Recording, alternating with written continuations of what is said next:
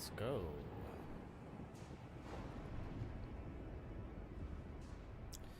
Let's make sure all the bits and bobs are sorted here.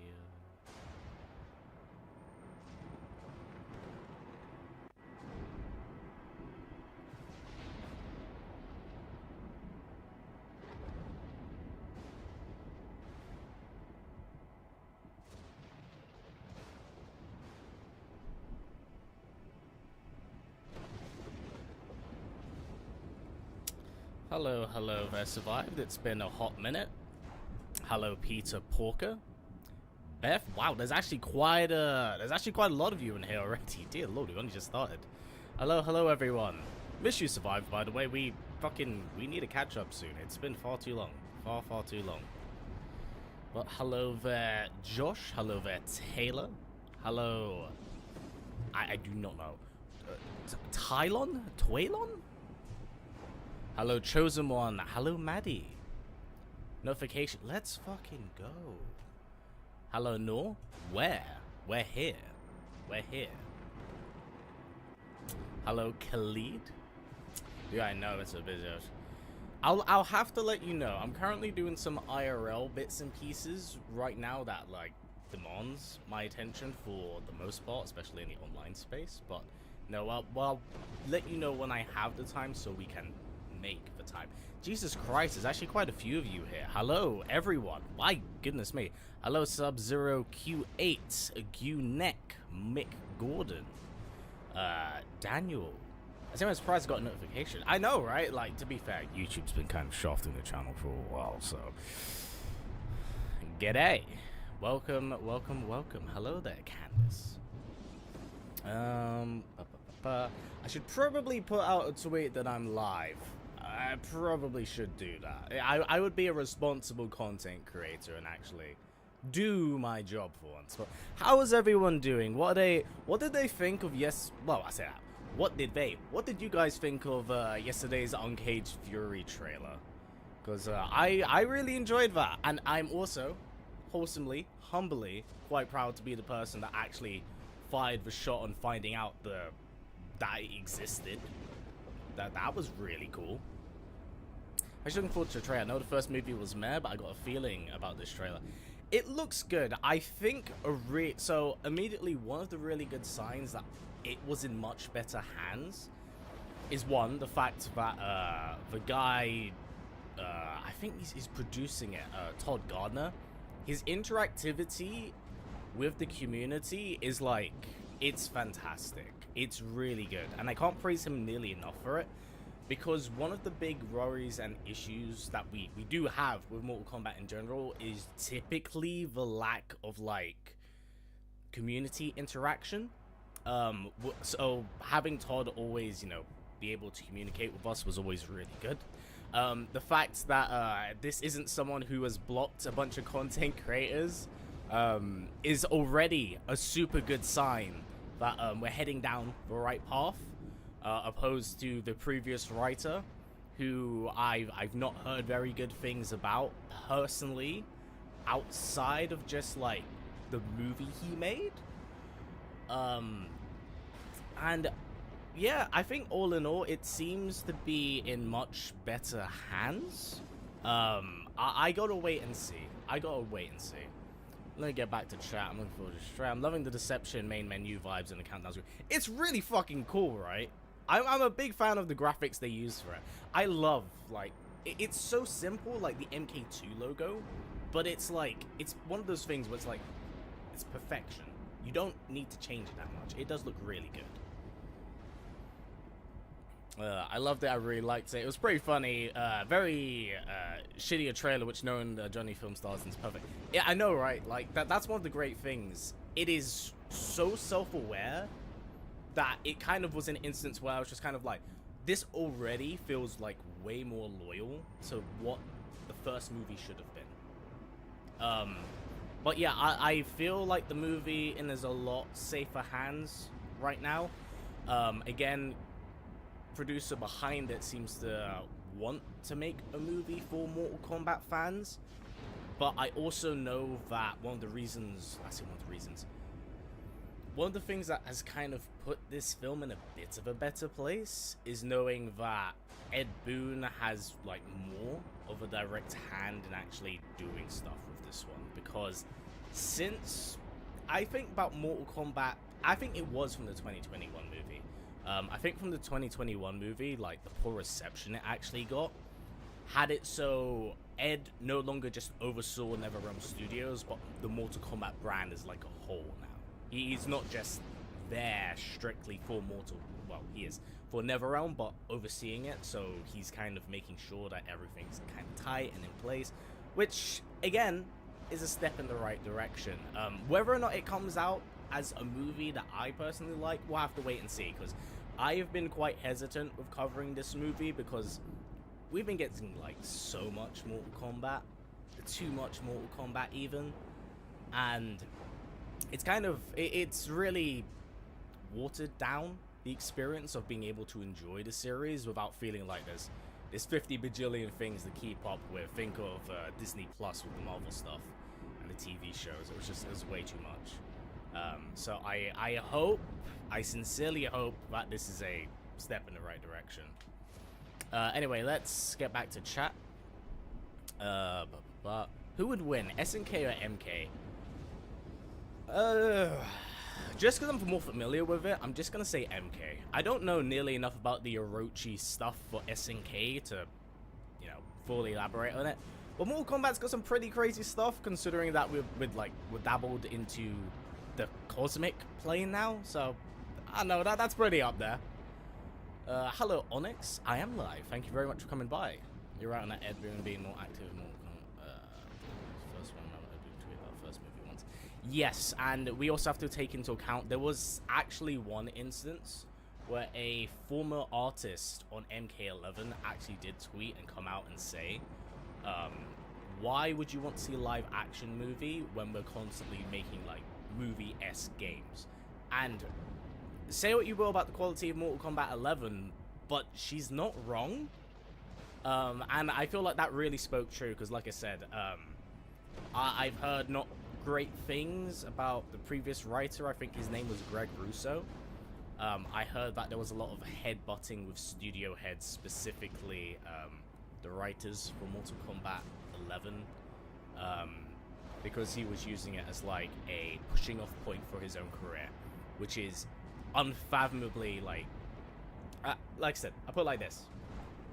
I don't know how real it is. These are like things I hear through the pipeline. If it's not true, then it is what it is. But if it is true, then fuck that guy. But 100%.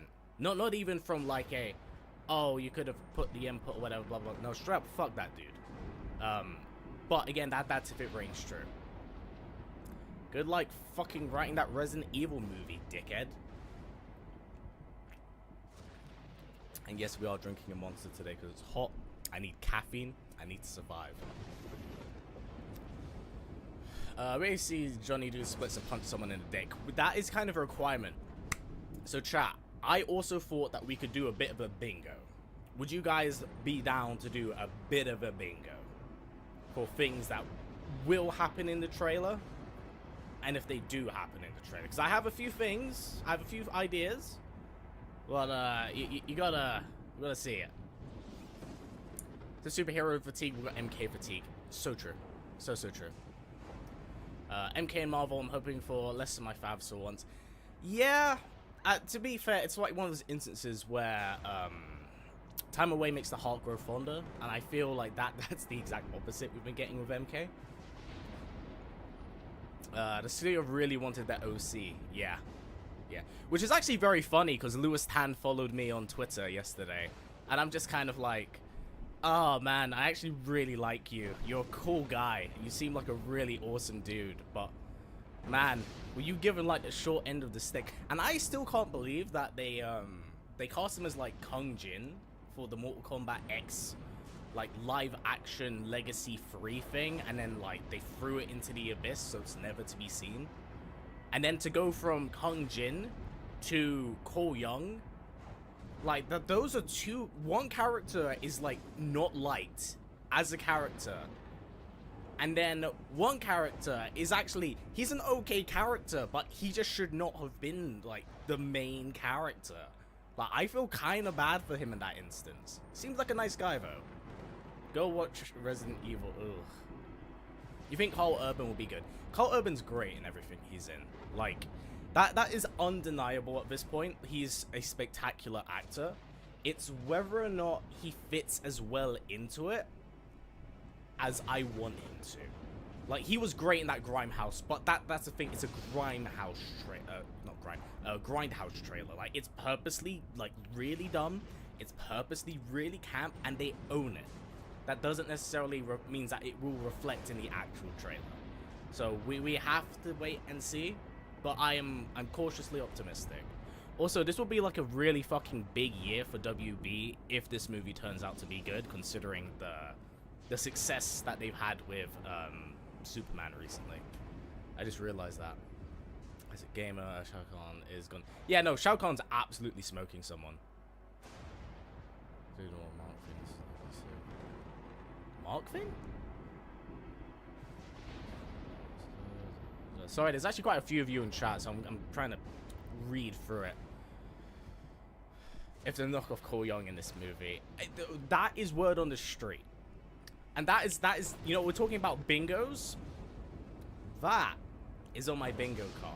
Alright, so, chat, I want you to also put down some of your theories for it. I presume it's Red Band survived. I mean, I would presume so.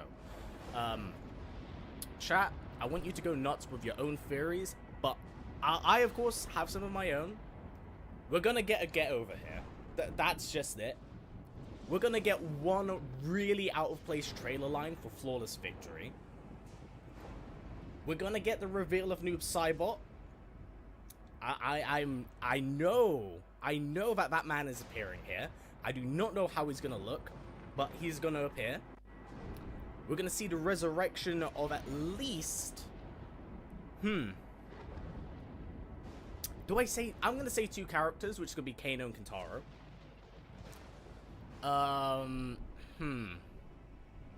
And yeah, I'll say Cole Young gets smoked at some point in the trailer.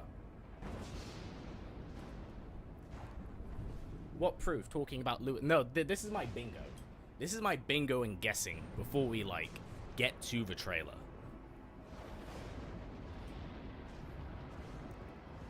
Both my initial reaction. Yeah, that's true, Maddie, but the thing is, it's whether or not they actually decide to pair them up here. Because, again, remember, like, separate continuities, it's whether or not they want to follow through on it. But, yeah, Jessica McInerney, she's also quite young. Well, in comparison. Yeah, Carl Urban, dude, it forever shatters my heart that they never followed through on making that Carl Urban Dread show. Like, it was right there. He's so good at everything he did, and it's incredible. But, alas, we can't enjoy nice things, I suppose. We cannot enjoy nice things. I doubt they'll retcon the Arcana. I think that's there to stay, but I don't think we'll ever see any... We won't hear or see anything about it again. To me, in my mind, in that movie, the Arcana part of the movie was one of the best parts of the movie for character development, but it's under the worst circumstances. Like, it's just like, we need to get to know each other a little bit more, but only through character development through a terrible plot device that no one really asked for. How does Sonya get her Arcana? Because the script says so? Made no sense. Made no sense. Maybe a Toasty would be really cool. What fighting OP do you think Mortal Kombat can't beat? Another fighting... I think the closest thing is maybe Tekken. Tekken's pretty absurd. Yeah, I'd say that's pretty absurd. Mostly because the Devil Jin stuff is like, let's say, the Devil Gene stuff's kind of crazy. But it's still wild. Cole Young's not smoke. No. We'll see the first fatality. We'll probably see a collage at the end, I presume. I thought having self-insult was a decent choice. Here's the thing, right? I know people don't like the 2021 movie very much. Here's the thing. I don't dislike it, but I also don't hate it. I think the 2021 movie is good for people who need to have an introductory, like, way into Mortal Kombat. But when we're this far into the franchise and series, and we've had, like, the studio got rebooted. We're like 3 games in at that point. I feel like there's tons of avenues to go into it. I don't necessarily think that the 2021 movie should have been an introductory point to the MK series. It's a bit, meh, I don't know. I think this will be more campy. It depends, because this can go one of 2 ways. If it goes camp, then it needs to be self-aware. But if it goes full-on camp, then and people aren't aware that it is being self-aware that it's camp, it's gonna push people the wrong way. And if it goes too serious, it treads the line of being too edgy. It's that fine line, and we gotta see if they tread it. We gotta see. Yeah, Arcana's such a weird thing. Like, I don't know what they were thinking. I feel like it was just used as an excuse. Oh, I agree. The second Heihachi headbutted a boulder, it was like over. It was over. I need to actually make a video talking about the current state of, like, the big 3 in fighting games, because, like, it's kind of a mess. Although I say that, Street Fighter is consistently being good in its unfortunate quite stale state, because they haven't really changed things mechanically, but at least it's consistently good. Heihachi will never die. Dude, I can't lie.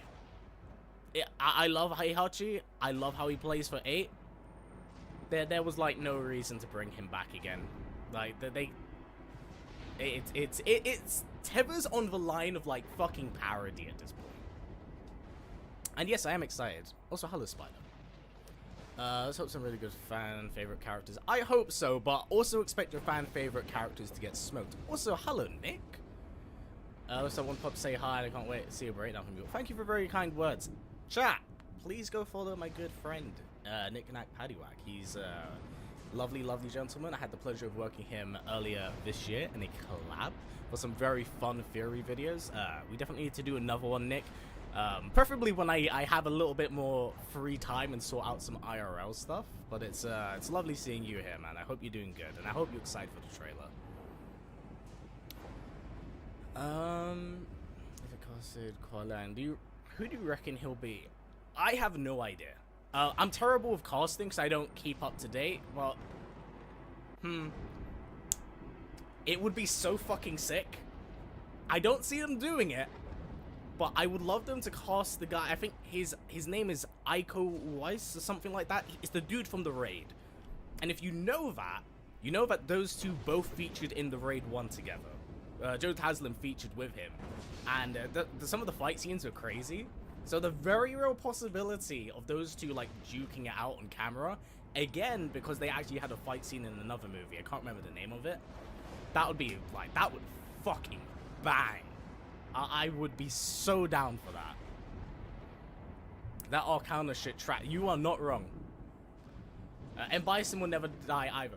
Yeah, to be fair, I think both have had just as many deaths as the other. It's a bit crazy. It's more like a Warcraft movie trying to walk between fans, trying to get new people. Yeah, that's the thing. It's an instance of trying to please everyone and not pleasing anyone. The best thing you can do is please people with mediocrity, which isn't fantastic. Also, thank you very much for the 99 cents dono, Damien Scott. I hope you're doing well. Thank you for coming by, and thank you for throwing some money at the stream. I appreciate it, buddy. Who's your favorite MK character?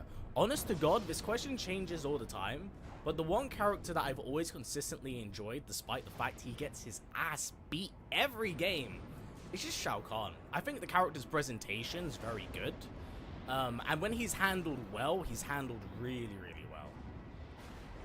I want to see Scott Adkins. That's the thing, like, is it just me? Or is Scott Adkins kind of like, in my mind, I think the dude's like really underrated. I think he's fantastic when he's given the opportunity to work.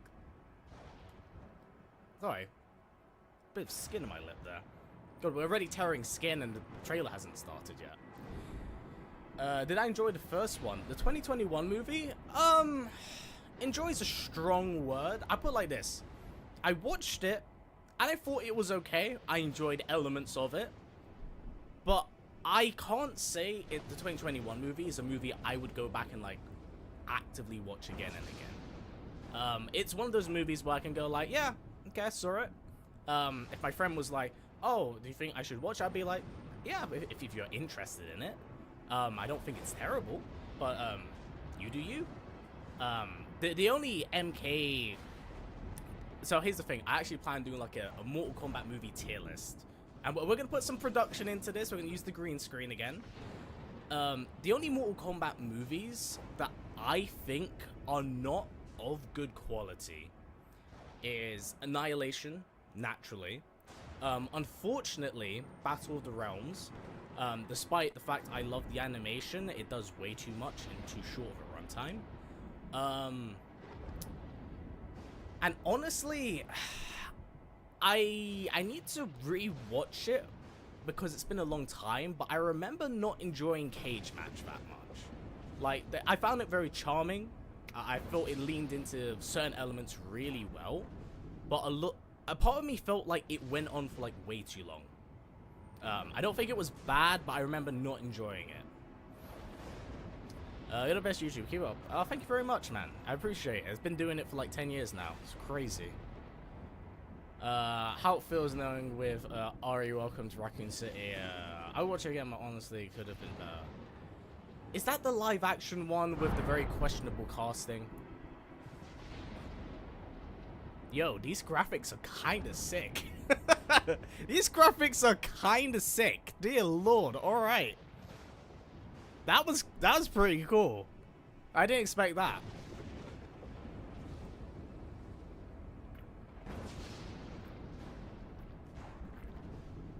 All right. I'm very excited for this.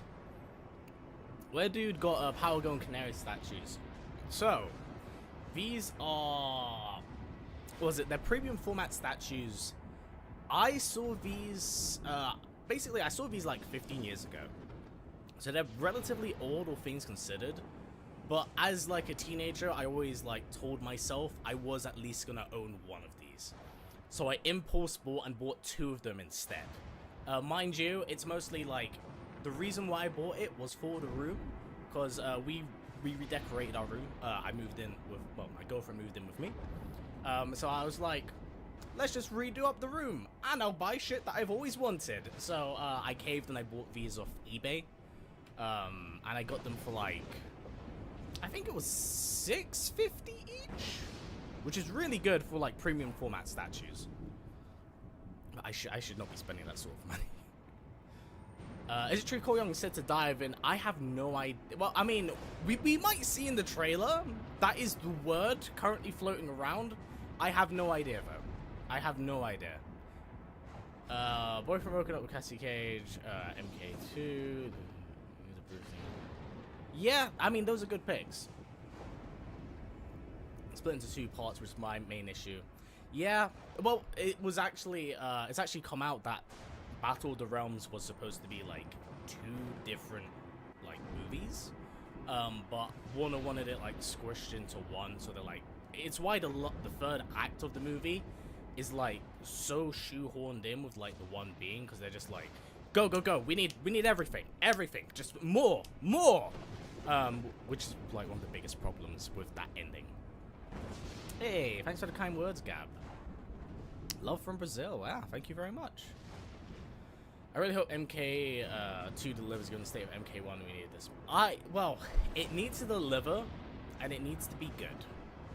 Because, like I said, one of the...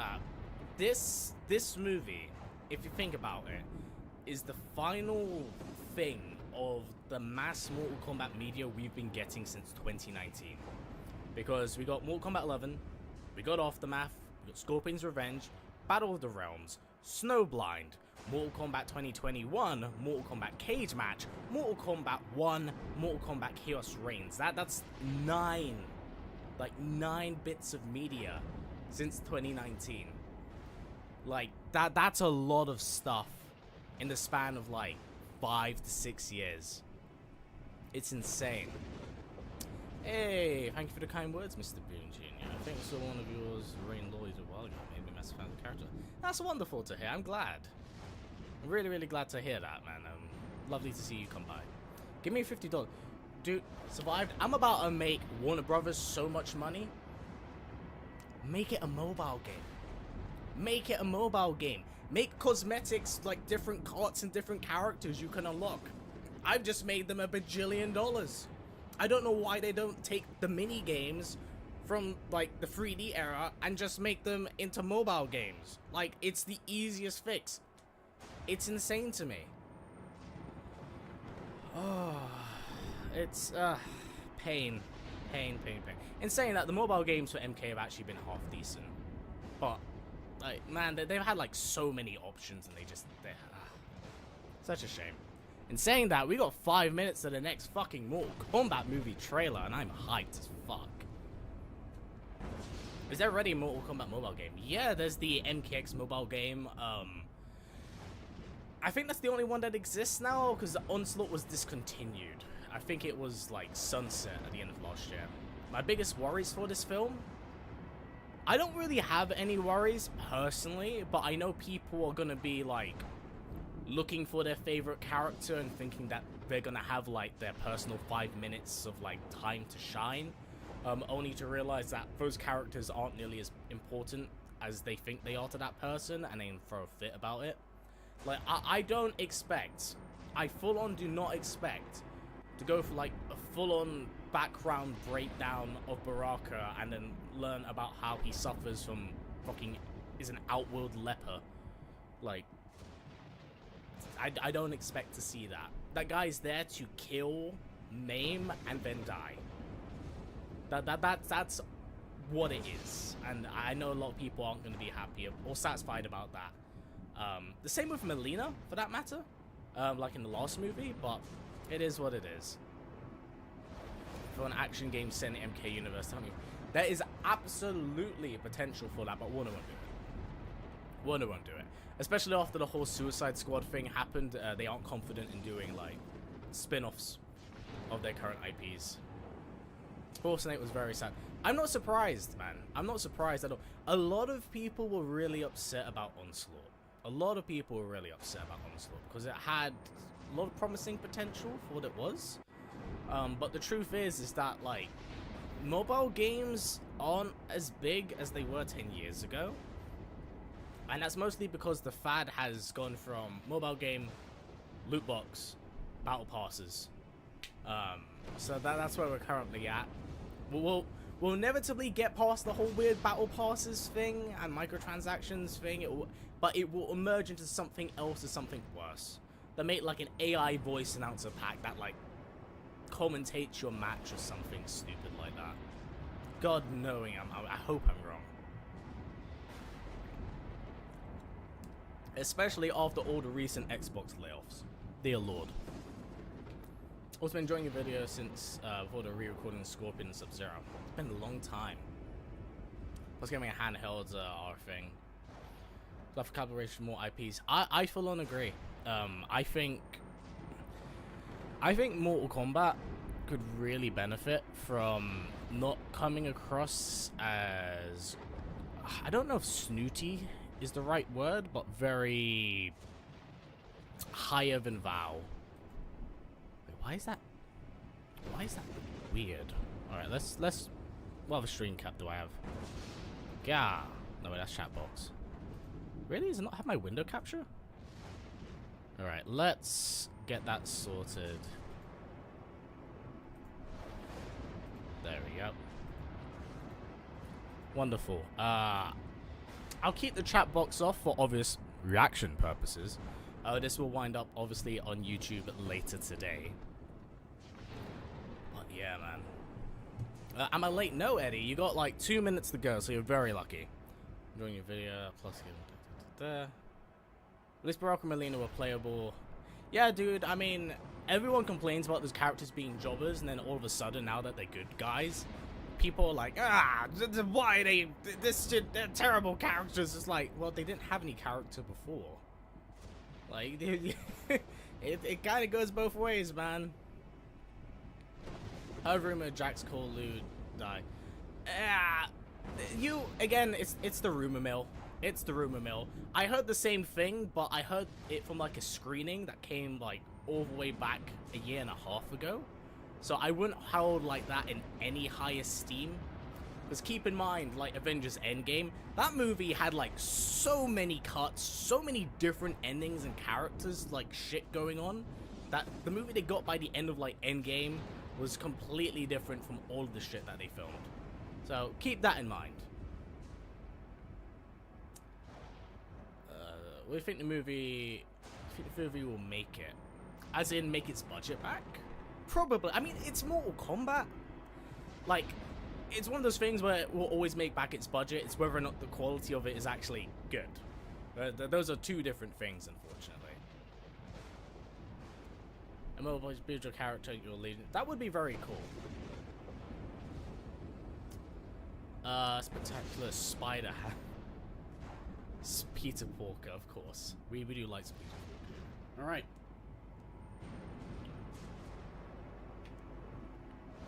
Chat, are we ready to lock the fuck in? Because I know that I am fucking ready for this, and I'm dying to see it. Alright, let's go, chat. Let's go. Alright, awkward silence, 5 seconds. Alright, let's fucking hear this.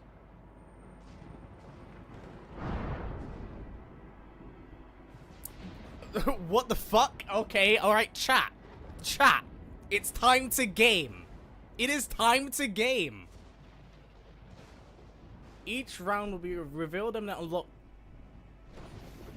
Chat, this is fucking, dude, how they're actually doing the promotion for this is sick.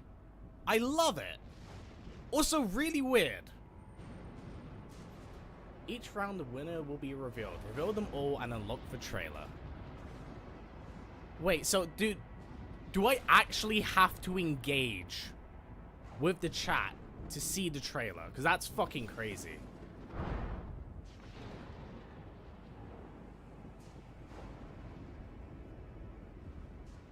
What is this? What is happening?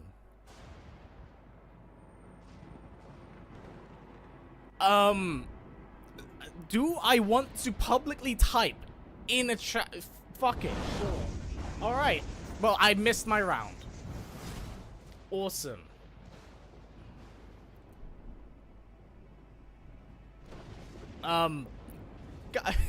This is such a weird way to do promos. Alright, 1 or 2 to vote for Earthrealm or Outworld. This is certainly something. I like the community engagement, but this is gonna take like, hold a minute. Alright, so remember how they said how the trailer would be revealed at 9 AM PT. What is it now? 8? Yeah, it's like 8:05 PT, which means that this probably mini game is gonna run for the next 55 minutes. Pardon me. It could very well be scripted. I hope not. God, this is hella weird. This is hella weird. But I will say, the marketing for this has already been significantly better than the 2021 movie. And the 2021 movie had like no fucking promotion. You know what? Now I think about it. It did have promotion, but it did not have actually that much community engagement. Because we got the trailer reveal, and then we had the fan reaction trailer. And I think that was actually it. The graphics for this are actually really sick. Mortal Kombat is upon us. That's very cool looking. Dude, the graphics for this is fire. Like, they need to drop us the graphics. Like, it looks really good.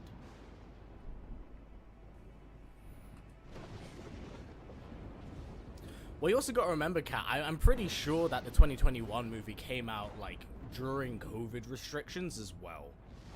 So watching it was, like, it was quite difficult. Please be tournament thing. Well, I mean, technically, I won that round. Technically, I won that round. But, like, this, it's really slow.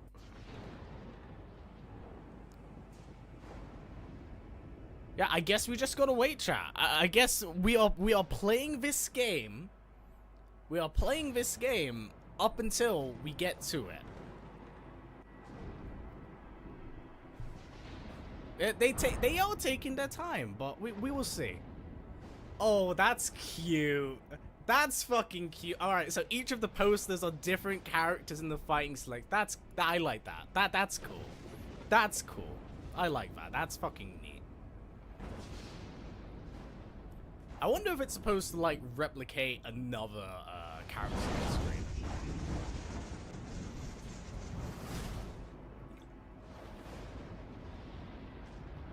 So it's constantly a 50-50 of guessing who they're gonna reveal next. So this is the casting roster. Yeah, that's a good point, actually, Seth. So, hold up. This also means that it's gonna give us like our first real reveals for like certain characters we haven't seen. So that would be characters like Baraka and Noob Saibot. That's actually pretty neat. That's pretty neat. It's a shame that we're gonna have to like fucking wait an eternity, but that's still really cool. Bro, another hour. I unfortunately think so, Will. So keep in mind, it's taken like 5 minutes for this mini game to dictate a winner. And there's like, it was 355, so that's like 16. I'll let you do the math for that. Well, we've got like a fuck ton of time to get to it, unfortunately. Oh. So the trailer is just a character. No, I don't think so. This is clearly a build-up to the actual trailer because they're gonna reveal and announce all of the characters first, and then we're gonna get the reveal trailer. And if they don't, I'm a filthy whore of a human being and a massive fucking liar, and I will own that. But man, next might be Outworld. I'm gonna call it, chat. This is a 50-50 guess. Outworld, calling it. Shao Kahn, even better. Everything's a weapon. So we got it right with Outworld. I can't lie. I have a lot of feelings about this costume.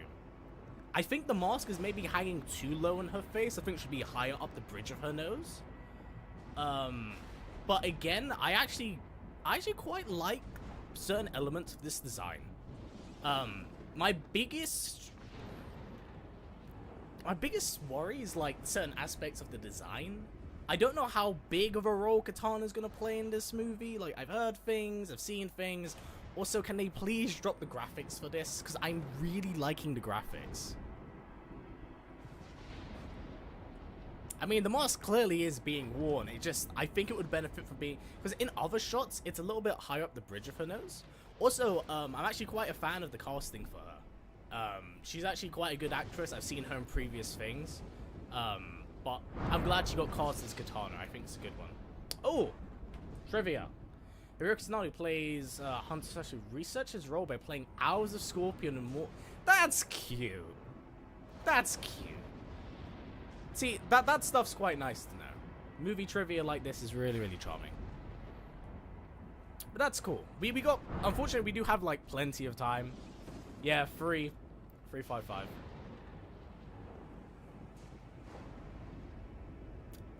God, this is such a weird way to kind of do a countdown. But I'm enjoying it. I'm enjoying it. Alright, chat. We're gonna have to make a game out of this in order to keep our brains intertwined. Do we get another Earthrealm or do we get another Outworld? You know what to do. You got the 1s and the 2s in chat. Spam the chat. This is a long shot, but what if the Vora is here or... what if Aaron Black is here or the Vora? I don't think so, because there hasn't been any... I don't think there's been any, like, secret casting or, like, anything about that. I mean, I would be down to see it, but I don't see it happening.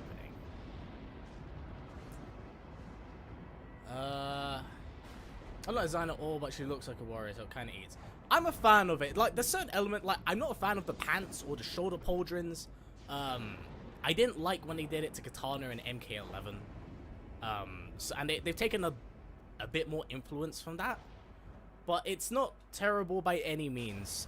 There's been far, far worse designs. I was not a fan of the Melina design from the 2021 movie. Because there was nothing about that costume design that said Melina. Not even from, like, I know everyone wants to talk about Melina and how, you know, Booba, ooh, big goon. But the thing is, like, there was no color on her design that was signified it was Melina. There was, like, no purple, there was no pink. The only time there was when she teleported or threw a fucking sigh. Like, it needed color. And say what you will about the design here, but at least it has fucking color. They're building expectations. I'm looking forward to it. Whether or not it's incredible, we'll see. But I'm looking forward to it. Such a good actor, but a younger Hunter Sashi would have worked too as a real character, not just a spirit. Yes and no. So here's the thing. When you need an Asian actor that can speak English in an American film, who do you cast? Hiroyuki Sanada. That's just, like, our truth of it. Earthrealm? I'm calling Earthrealm. It's showtime. Hey, there we go. Alright, so we're going... What is it? We're 3 for 3 right now. I love Katana's recent design from MK1. It's more like an... I think, straight up, Katana's design from MK1 is my favorite Katana design of hers since 9. Because it treads the fine line of having enough expression in its design where it seems like Katana, where there's royalty, culture, and something expressed through her design without going a little bit over the top. Saying that, I've always liked the MK9 design. Honest to God, I fucking hate MK9 costume slander because it is so forced. Is it over the top? Yes. Do the character models look hideous? Yes. Is everyone unfathomably jacked? Yes. But it's a fucking video game. It owns it, and that's what it should do. It's why from like 11 onwards, when they go for realistic designs, they don't go for the more explicit, crazy proportions and stuff like that, because they're going for live action bits. Oh, are they showing the Uncaged Fury trailer? Let's fucking go! Guys, would you like to see the care package that I got for this? Stay there. Hard to cage, and rebel without a cage comes Uncaged Fury, starring Johnny Cage. It's showtime. They pissed him off. They fucked with his shade. I feel like a child who's like stolen their parents' sunglasses. They should have brought more guys. But yeah, we still got it here. I also can't see a thing with this because it's dark and I'm blind. But yeah, that's the cool thing about it. I've actually also got the special disc for it. It's really cool. Now time to go outside. Uncaged Fury. Oh, Coming to a can't theater see. near you this October. I saw it on Twitter. I'm so fucking jealous. Dude, it was so cool. It was so cool. I didn't expect them to do it. How do you do, fellow youths? Yeah, no, literally, it's got, was it the camera? Bastard, it won't do it. Uncaged Fury, and then it says Johnny fucking Cage. Very cool. Very, very cool. Which is really neat, because, like, they don't normally send me stuff. Like, it's mostly in America. Like, a lot of people think that content creators get the same stuff. EU and NA, like, content creators, we always get different stuff. Back during MK11, actually, where people getting these hourglasses, these, you guys know what I'm talking about. You saw the sweet robes, the Mortal Kombat 11 duffel bag, the lovely slippers. Can you guess what we got in comparison, chat? This is gonna piss you off. In comparison, to go to show you how lucky the American content creators are, I'm gonna show you something that's gonna blow your fucking mind. That's if it's, oh, you know what, it's here. Even worse, even fucking worse, not even a sticker. So as you see, I have this slinky case, wonderful, pretty even, plain on the back, cause fuck me. Case, and what is inside this case? What is inside this case that is the equivalent of a bag, hourglass, robe, and slippers? I want some of your craziest theories, and no, a sandpaper dildo is not one of them. A card, a coaster, a DVD. You know what? Let's open this up. All of this for a coin. All of this for a coin. And it's got like, yeah, it's got like an invitational thing here. Everyone got this snazzy shit. I have 5 of these. 5. I swore an oath to serve as Shao Kahn's sword. Okay. Alright, that design's actually kind of fire. We were talking about the design of the mask being higher up the bridge of the nose. That's fucking great. That's really fucking cool. I'm down for that. That's a really good Jade design. Really good Jade design. I love how it instantly took me out of crippling coin depression to Jade. Oh my god, I'm happy about Jade in a game.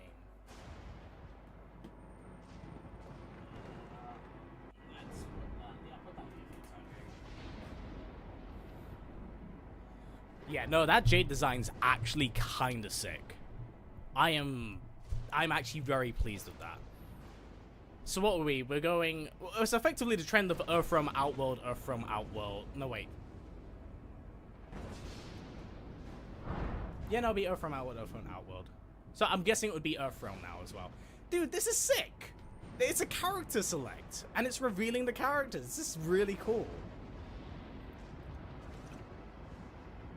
They have done their promotion. Like I said, they're doing it right in all the best places. Don't forget my super chat. Oh shit! Where's the super chat? Oh, thank you for the $2 dono. Will MK95 ever be surpassed as best MK game movie? I feel like at some point, because depends. If we're talking about video game movie in general, maybe not. Maybe not. I haven't seen many video game movies that have translated over well. As for video game TV shows, I will have to say so, like, yes. I feel like they have done really well. Like, Halo was a masterpiece. I almost believed myself there for a second, and then I wanted to die. To be fair, if we're talking about actual, like, good video game TV shows, even though it has, like, nothing associated with where it comes from, I think they kind of nailed it with Arcane. Arcane's, like, really good. Even if it isn't strictly tied to the League of Legends, like, world and universe, it's really fucking good. Considering that we just got, yeah, Fallout was also really good. Fallout was also really good. Good shout out. I like Castlevania, but it does dip in quality from season to season. But it's also really good. The last 3 or 4 episodes of season, the last 3 or 4 episodes of Nocturne are like fucking amazing of season 2. Like, they are genuinely fantastic. but the pacing throughout Nocturne is so problematic. Earthrealm, go, show me who. It's called Okay. Mortal Kombat for a reason. I can't lie, that was like some Ronda Rousey level V8, but she's already so much better than Ronda Rousey, so I have faith. But again, the graphics for this are tidy.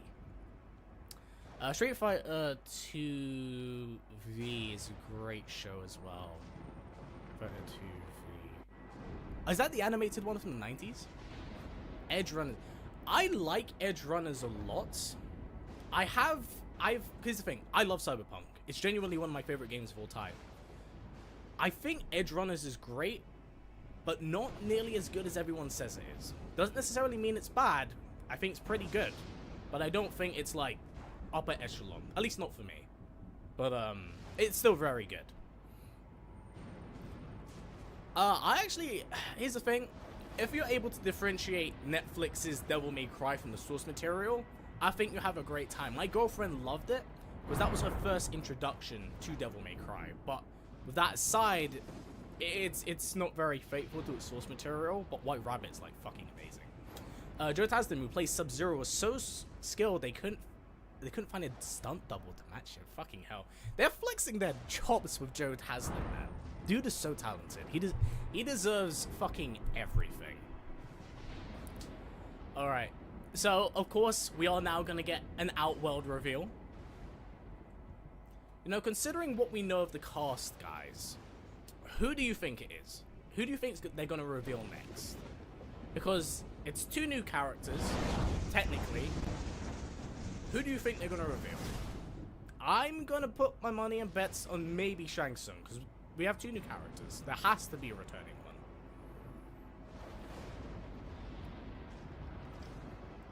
Joe Chadslim. Noob would be... I think they're gonna save Noob as the last reveal. Would Bihan be Outworld? Bihan, yes. Noob Cybot, not really. But, I mean, that's more Netherrealm. But, like... they're clearly bending some of the mythos for the movie. Definitely some of the mythos for the movie. So, I'm fine with that. I mean, they've already changed so much with MK1 as is. Canon is as flexible as you want it to be. Borai Cho. Meet. Chat. This is some crazy talk going on here.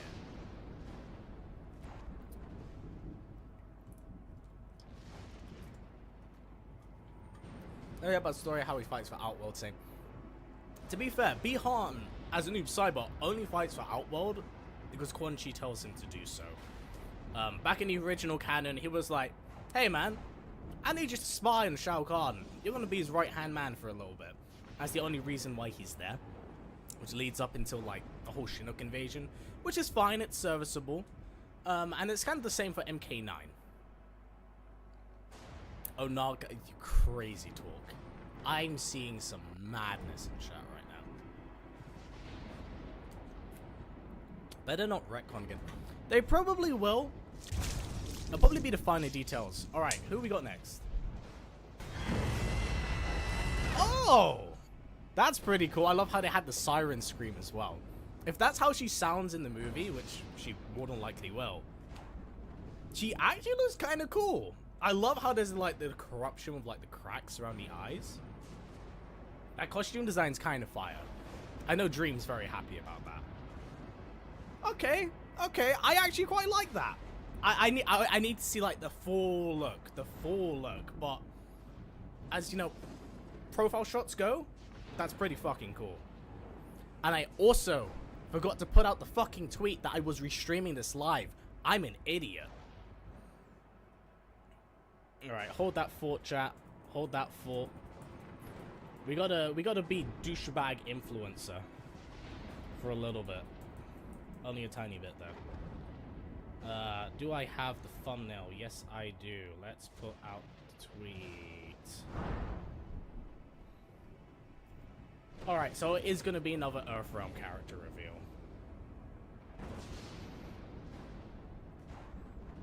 Oh, you know what? I'm gonna steal some of that.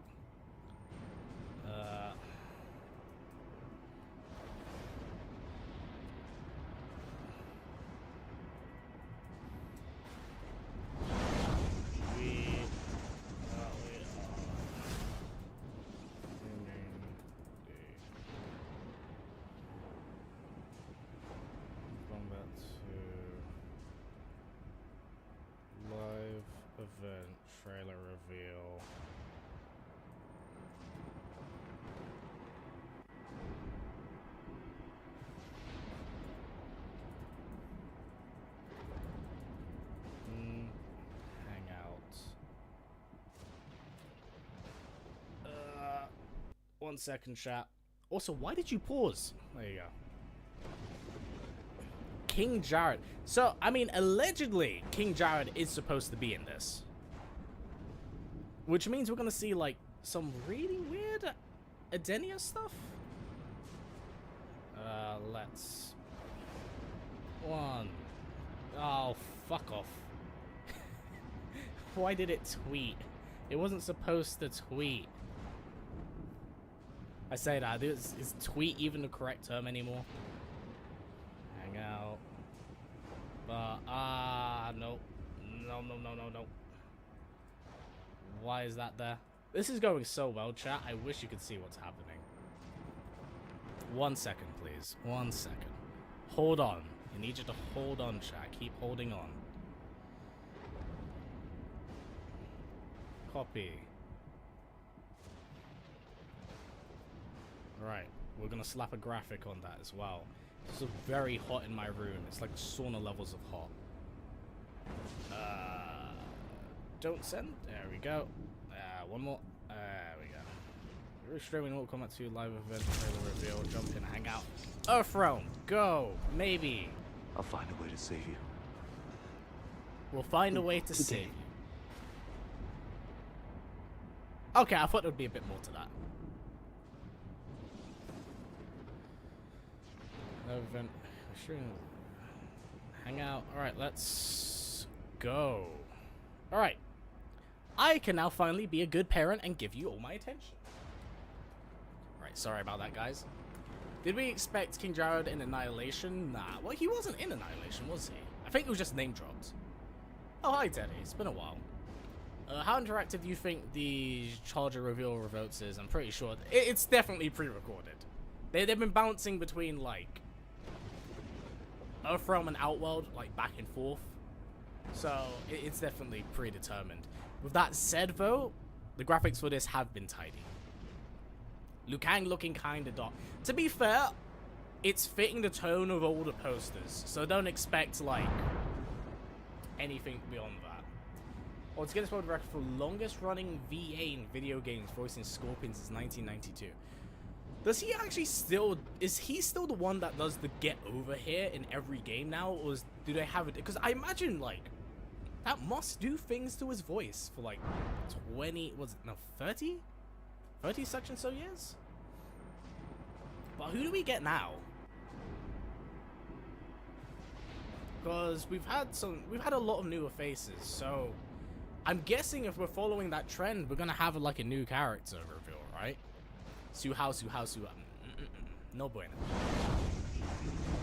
My boy Kung Lao deserves better. Lao deserves better in like every timeline, but he just gets his ass beat. Kang's boring. He killed traffickers. You're not wrong.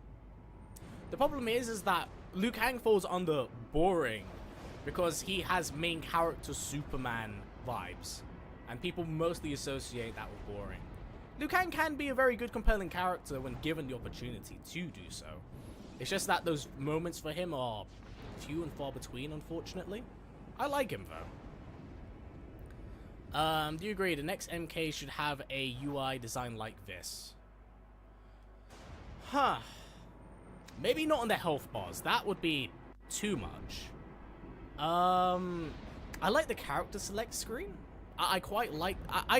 Here's the thing. It is unfathomably hard to make a terrible character select screen. But I think something like this is perfectly fine. Because it's like MK11. Very fine terms of UI display. And I think the use of color here, though, is actually very vibrant. So I wouldn't mind seeing more of that.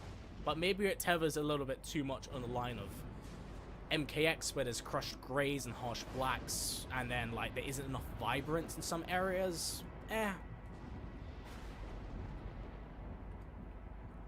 I doubt we'll get any animalities, Nathan. He did the voice of the 95 movie, yeah. That's why DA was so significant. It took away the plot armor and they did away with it. True, but they also wound up making some of the worst creative decisions that, let's face it, survived. If they did in the current fan base at this very day, it would be so much worse. Alright, who's next? Oh!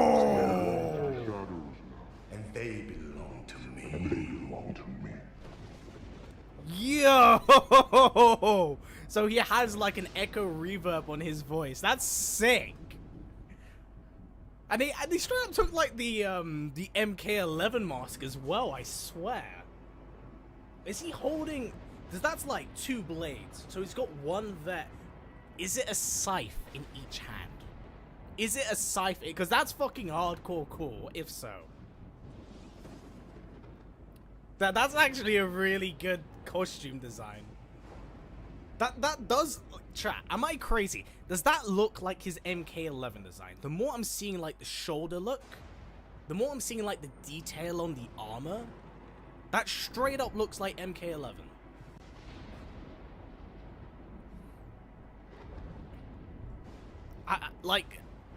I'm right, yeah? Like, I'm seeing that and I'm like, it looks like it. And keep in mind, they're taking actual, like, in-game designs and bringing them to the movie. So, I'm kind of vibing with it. Should have done the MK9 design. Yes and no. MK9 design, wonderful, perfect. However, with everyone else's costumes designs, I think 11 works more. Because they have, like, I hate to use it as a reference, the MCU over-design look, where they have, like, a bunch of lines and the bits of detail and stuff. But it fucking works. And if that's the art style they're leaning into, I think it looks really solid. Really solid. And we had this coolest design aside from 9, when he was born.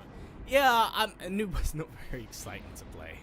He was not. I think that Noob Cybot gameplay-wise in MK1 is one of the best designed characters that NetherRealm have actually, like, it is, in my opinion, like, the most well-designed and coolest version of Noob. From a gameplay standpoint, so cool. So cool. And if everyone played like him, then I would be, like, all up for it. It's like they took what he had in MK9 and elevated that gameplay design. That's why I like it so much. It reminds me so much of his MK9 playstyle. So, chat, we now have Earthrealm character. Who is it gonna be? Because in my mind, there's one character we haven't seen yet, and I think it's gonna be Jax. I think we're gonna see Jax. But chat, let me know what you think. Why name Bi-Han? Because it's a translation of something in Mandarin, and I can't remember what it actually translates to. Because Kuai Liang and Bi-Han both have synonymous names. I'm sure someone actually know. Full Metal Brace. Alright. Oh, this seems like way quicker now. Get over here! Okay. Of course, they had to go with the name. The catchphrase. Okay. Is there... I don't think there's been a bit of a redesign here. I think it looks the exact same.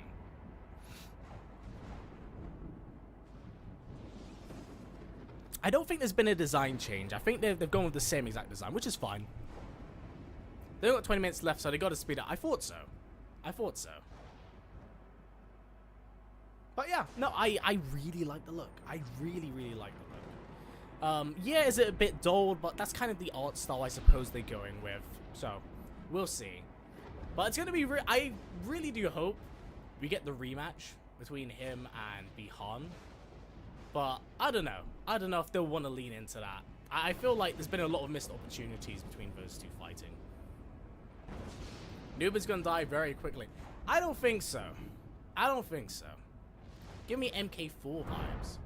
That's a very interesting, specific one.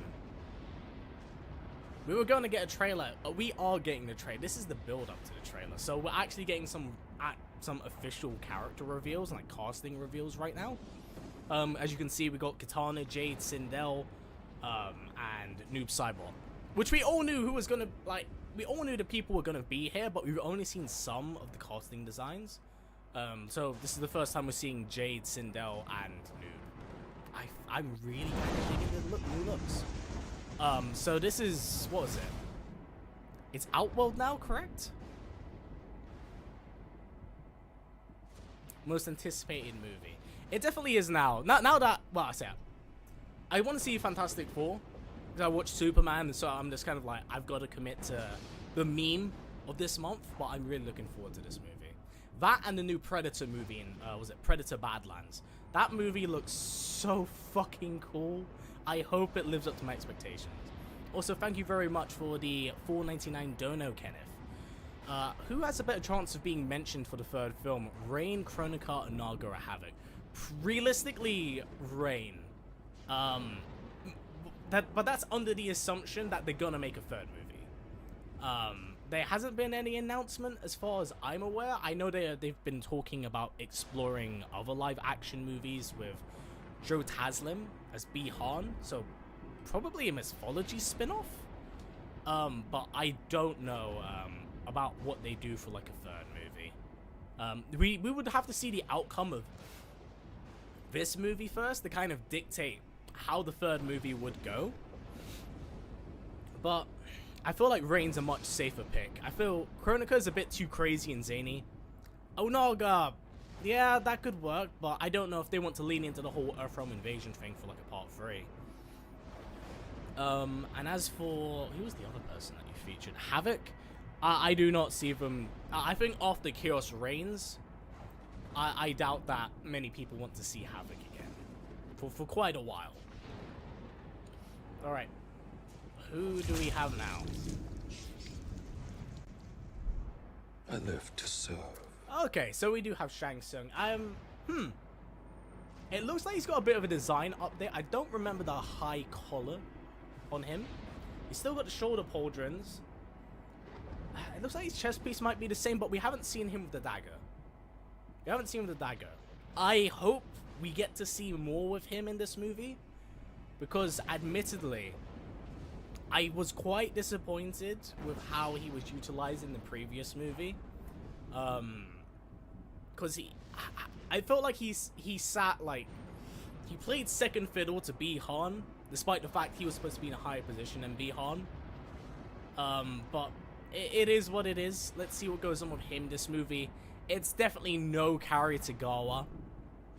You know, that's unfortunately the sad truth. Unless it's Kari portraying the character, the actor's always going to struggle to fulfill those roles. But I hope that they do something with this movie that puts him on the map.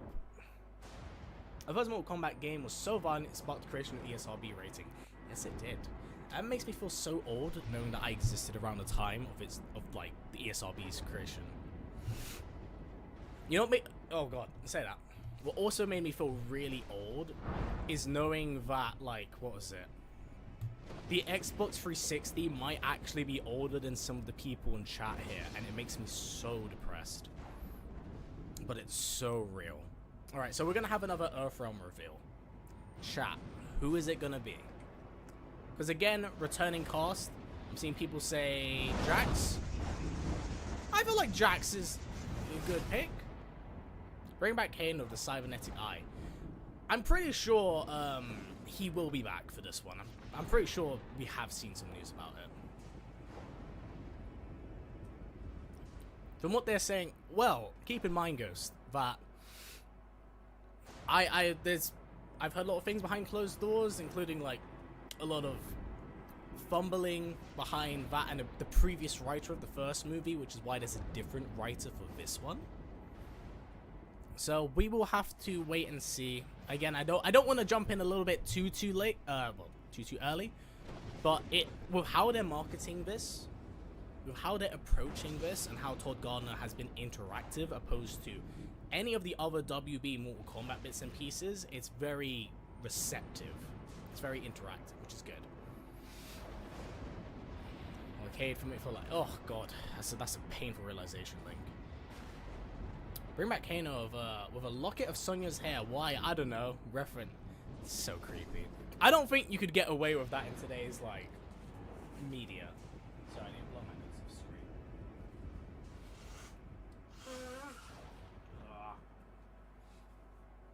screen. Lovely. Ugh.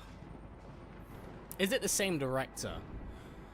I don't think so. I'm not sure. Was Todd Gardner producer director of the 2021 movie?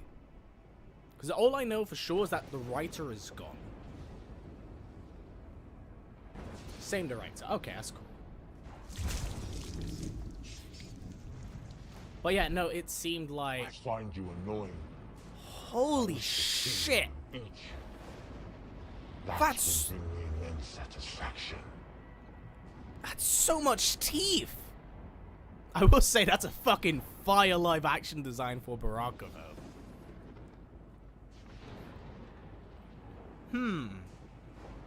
Is... Again, chat. Is that his MK11 design?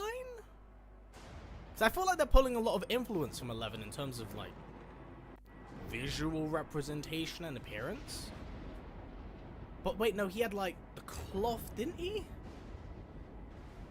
God, what's that chest? What design of that? What chest piece? It's his MKX design. Okay. So it's like, I recognize that chest piece, but I can't put a finger on what one that's from. That's a sick look, though. That is a sick look. I hope, because here's the thing. We're only seeing it in posters. We're not seeing it in, like, actual movement. It could look hella hokey. Could look hella hokey. But we won't know till we see it.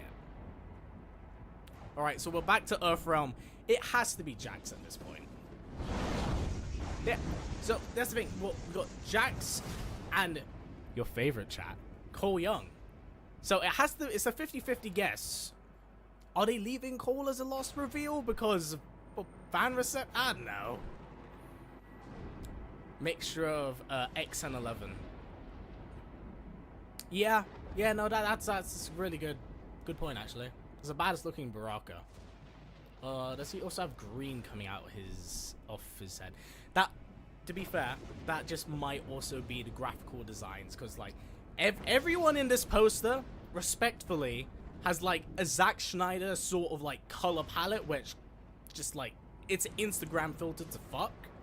So we won't see till the actual trailer, but it does look quite. We'll have to see how it looks. It looks really cool though.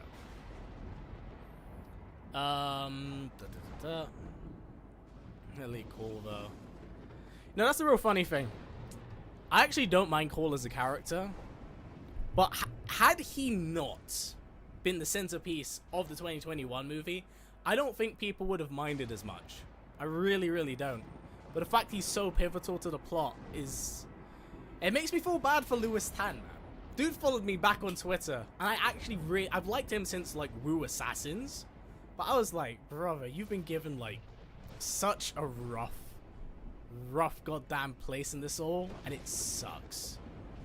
Rocket's design looks like MK vs DC. That's actually a half decent point. Yeah, I could see a little bit of influence from that. No Sub-Zero in this movie? Yes, but also no.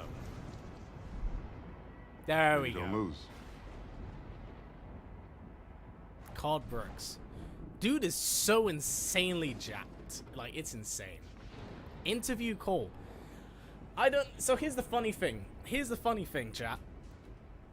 So, I mean, I presume my NDA for it expired, like, years ago. I was actually expected to interview the cast, or at least some members of the cast from Mortal Kombat 2021. But something happened, and they never got back to me. But all of the other content creators, they got their interviews.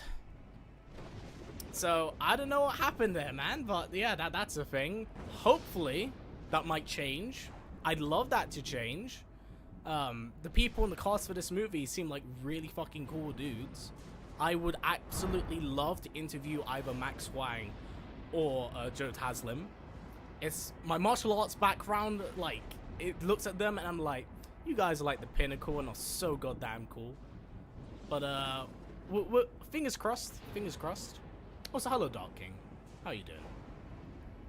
Movie comes out on your birthday. Oh, man, you're gonna have a great birthday. This guy's British. We should just ignore. That's a crazy thing. I was in fucking Ukraine at the time as well, like, during the We Play event. And I was like, I ordered, I had the team give me, like, all the equipment I needed to interview them. And, like, pain. Alright. Chat. We are dwindling down our options. Is it Shao Kahn now? Or another character? Because I'm pretty sure I'm pretty sure it's Shao. The two reveals we definitely have is Shao and Cole. I'm not sure. Was there a third slot open? Lao. Lao's also a good pick. Quan Chi. Good point. Good point. I know Quan has been cast for this. Completely slipped my mind. I'm like really iffy on the Shao design. It looks like him, but also doesn't. Also, I do want to say this. I actually have met the actor for him. I met him back at the 2019 event when they were like having all the celebrities in during the pre-release launch event that I won. Flex. That dude's fucking ginormous, man. Dude's like torso is like this. It's the side cabinet. Like, the dude is jacked. Whether or not it translates to acting, I don't know. Because I haven't seen him act in anything. I'm not too familiar with him, but I do know he does act. What's the rating of the MK2 movie? I presume rated R. I don't think you can really make Mortal Kombat media without, like, some slaughter involved. At least these days. Alright. Let's go. Shall? Oh, so they did actually reveal Kano. More lines? Okay, so they did actually reveal him. Okay, cool. Huh. So what? That's 2 slots left now? We let's face it. We knew that they were gonna bring him back. He was so fucking good in the first movie. If you can bring back Bi-Han, there's no reason to not bring back Kano in that instance. My question is that how is his eye gonna work? And how much more of the knives are we gonna see? Also, thank you again for the $2 dono, Xavier. New Street Fighter movie casting looks awful. Brother, that fucking casting? That casting looks like casting by fucking dartboard. What the? Like, they... Two of the people... Okay, so it's 3. 2 of the people there look like they deserve to be there. Like, the Chun-Li actress and the Ryu actor look fantastic. Everyone fucking else, I don't know what they go. They've got Cody Rhodes as Guile. They've got Roman Reigns as Akuma. Like, Alright, I'm very passionate about this. As a training to be wrestler, me, seeing that stuff, really cool. But you don't have to mix your spaghetti with your ice cream because you like them. You don't have to put them together. They can exist as their own separate entities, that's fine. But I don't want my spaghetti in my ice cream. And I know this is a crazy analogy. Shut the fuck up. I know it's a weird analogy, but it's true. I really like a lot of them, but it just seems really out of place. Also, thank you for the $2 dono, Joel. Last 2 are going to be Cole Young and Shao Kahn. Well, there's an extra slot, I'm quite sure. Who had a better chances of... Also, thank you again for the $5 dono, Kenneth. Who has a better chance of being a secret character in this film? Kuai Liang, Rain, or Smoke? Kuai makes sense. That it, at the very least, the cameo. The rest, not so... I don't see the reason why. But considering that Bi-Han will appear twice, it's kind of the natural go-to pick. But yeah, guys, no, I want to be, like, for real. Thank you for the love and support on the stream. This has been kind of fucking insane. So thank you very much for everyone that's coming by, and especially massive thank you for all of the donors. Gal, action Rickman's supposed to be Gal, the dude from... I've heard that it was Cody. It's kind of crazy. Extra slot is Quan Chi. Thank you again for the $2 dono, Joey. But yeah, man, like, I don't know what's up with this casting. So, Cole? This is for my family. For my friends. For every moment that brought me here. Love you, Lewis Tan. It's for Earth, you son of a bitch. Okay. I'm so glad he didn't say this is Mortal Kombat, because I would have gone like, cheesy. But I do like me some Lewis Tan. But yeah, man, this is poor soul. Poor soul.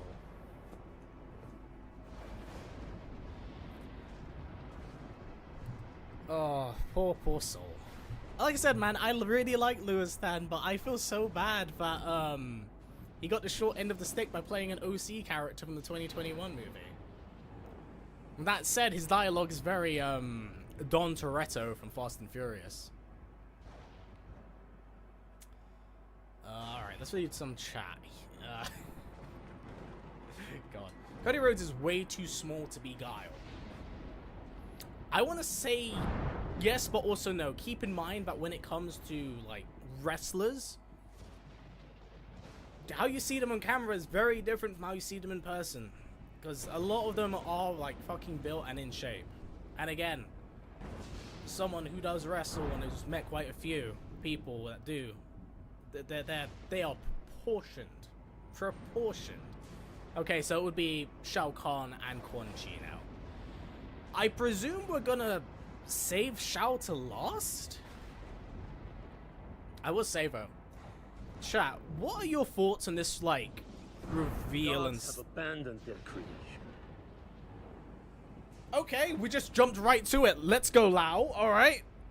And Lao's back, so he's not dead. Let's fucking go, like 5 of the Lao fans in chat. And I presume we're just gonna jump right to Shao? No countdown needed. Dear Lord, alright. I didn't expect that. Unless this was the secret character reveal. Which is like, it would be really cool if they did that. Alright. Alright, that's cool. You're gonna get your soul sucked. Seems like the reveal was rigged. Really? This far into it and you're like, this reveal seems kind of fishy. But yes, even seeing the corner, it's like, trailer debuts at 9 AM. So they wanted to do, you know what? I'll fucking say it. This has been really fun to do with you guys, chat. I really appreciate all of you turning up. I know it hasn't been the trailer right bang away, but I appreciate you guys coming out to, like, show up and, like, enjoy this with me, because this has actually been really fun. And it's been awesome to see these character designs and posters be revealed. So yeah, the last one will be Shao. Surprise no Quan, admittedly. Okay. The Earth realm will be mine. Fucking hell. As designs go, that's really fucking intense. I would have preferred more of a distinct bone design on the faceplate, but that's if I'm nitpicking. That's pretty fucking cool. That's pretty cool. I'll give it that. Again, let's see it in motion. Because like I said, a lot of things when they move, they'll look very different. But as it looks pretty dope. So that means that we should actually get the trailer reveal in a second. And I can't lie to you guys. I cannot lie. I'm very fucking excited. We've sat here for like an hour. An hour. Just picking and guessing these characters, so I super appreciate you all being here, but man, this has been a lot of fun. This has been a lot of fun. Alright. No more stalling. I want to see this goddamn trailer. Please, give me the trailer. Come on. Unless it's a secret character reveal, which would also be very cool. Okay. Okay, we're just... This is what's like being like an online Combat League match. Just the other person running down the clock of the 60 seconds. They're just darting all over the screen. This is too relatable. Too relatable.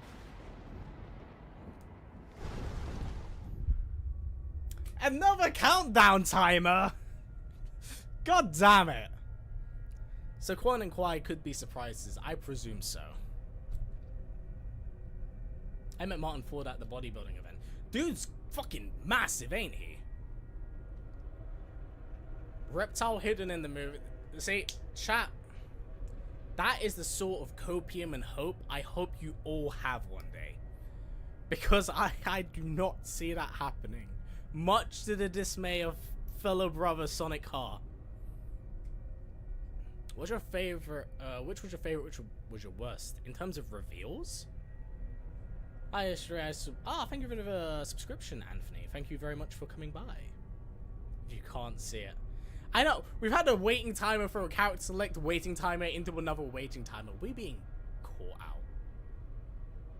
I'm 6'4", he's 6'9". Yeah, I know. I've also met him in person. Hi Dude, guys, Simon McCoy here, director of Mortal Kombat. Oh, it's 2. McCoy. Well, the time is upon us. The trailer is about to drop. I mean, seconds away. We had so much fun making this movie. We got a new realms, we introduced new characters, there's new fatalities. There's a lot of blood, there's a lot of brutality. Can't wait for you to go and see this movie in theaters in October. Enjoy. Hi everyone, I'm Ed Hey, from the Ed. Mortal Kombat team. We're just seconds away from the Mortal Kombat 2 movie trailer featuring Johnny Cage, Katana, and other classic fighters joining the cast. We can't wait for you to see Mortal Kombat 2 in theaters this October. that was very nice. That was very, very nice to see. Again, already, I gotta say, they're promoting this. It feels a lot more personal. I'm gonna shut the fuck up now. Let's watch this shit. Oh, this is sick. Let's go! I'm already gonna get demonetized. Let's go. Uno mas, thanks. You're Johnny Cage. I loved Citizen Cage when I was a kid. Thanks, man. I appreciate it. They should do a reboot.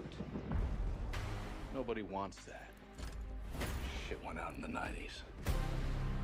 Okay. Cage. Oh, the costume designs! Tell me you're not some crazy fans. Yo. How are you doing that? Are you coming or what? Okay. Step in the right direction already. Where the hell am I? It's called Hey. Mortal Kombat. Oh, that's cool. It's a fighting tournament. To the death. Oh, wait! Oh, that must be King Jared. Bad. Alright, let's go! This is a war for the fate of your world. Oh, we're gonna see Lubis Lau!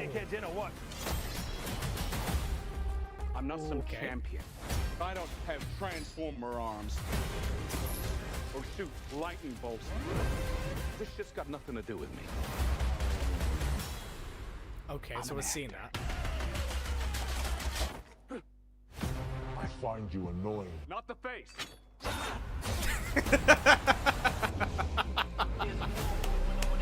Let's go! Okay, this is cool. Oh, Sindel! To become the hero you were meant to be.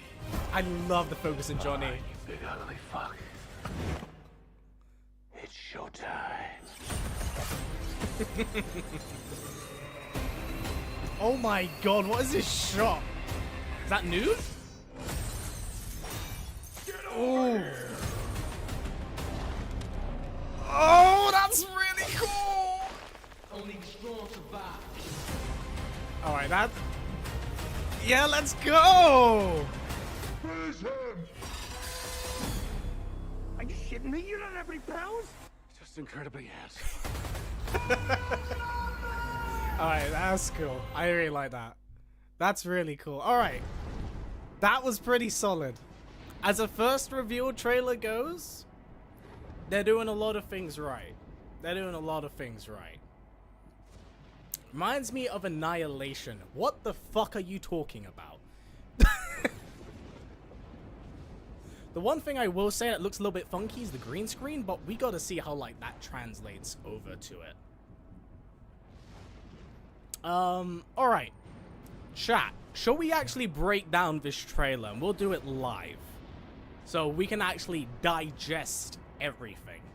Because there's a lot in this trailer. And it's clearly...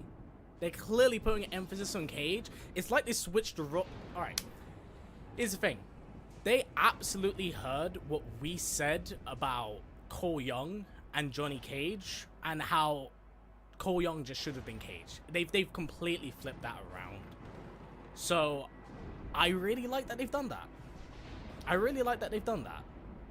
Let's let's actually break down the trailer. We'll go through it like frame by frame together, and then we will actually like deep dive and digest it all. Let's hope that the trailer is all live currently as well. Okay, so the trailer is not live.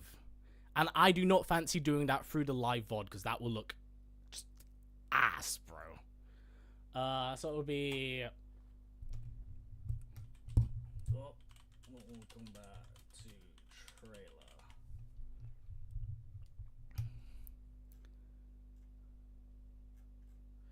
So it'll be Warner Brothers, I presume.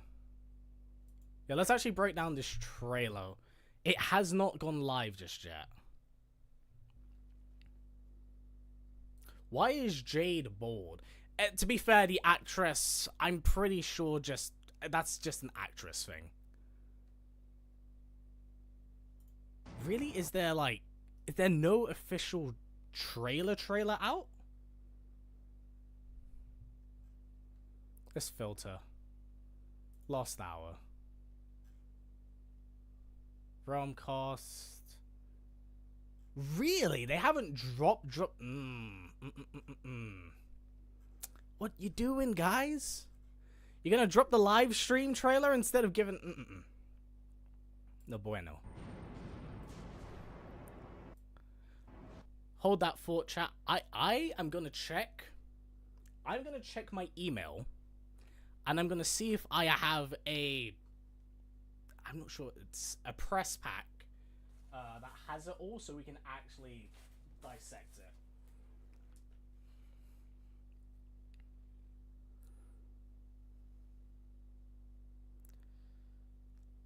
Let's have it so we can actually... We can also get it in like 4K, so we don't have to worry about 1080p.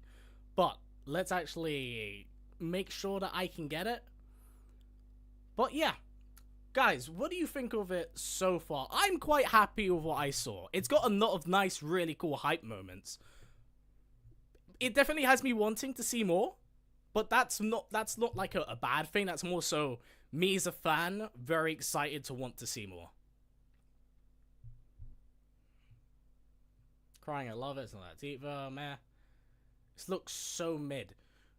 I mean, Sean, you're gonna go watch it anyway.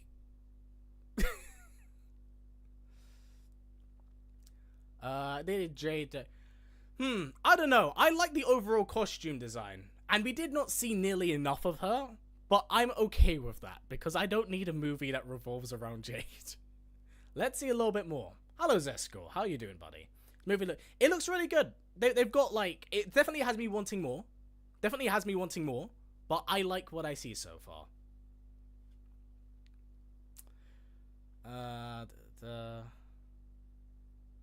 Looks like cheesy camp.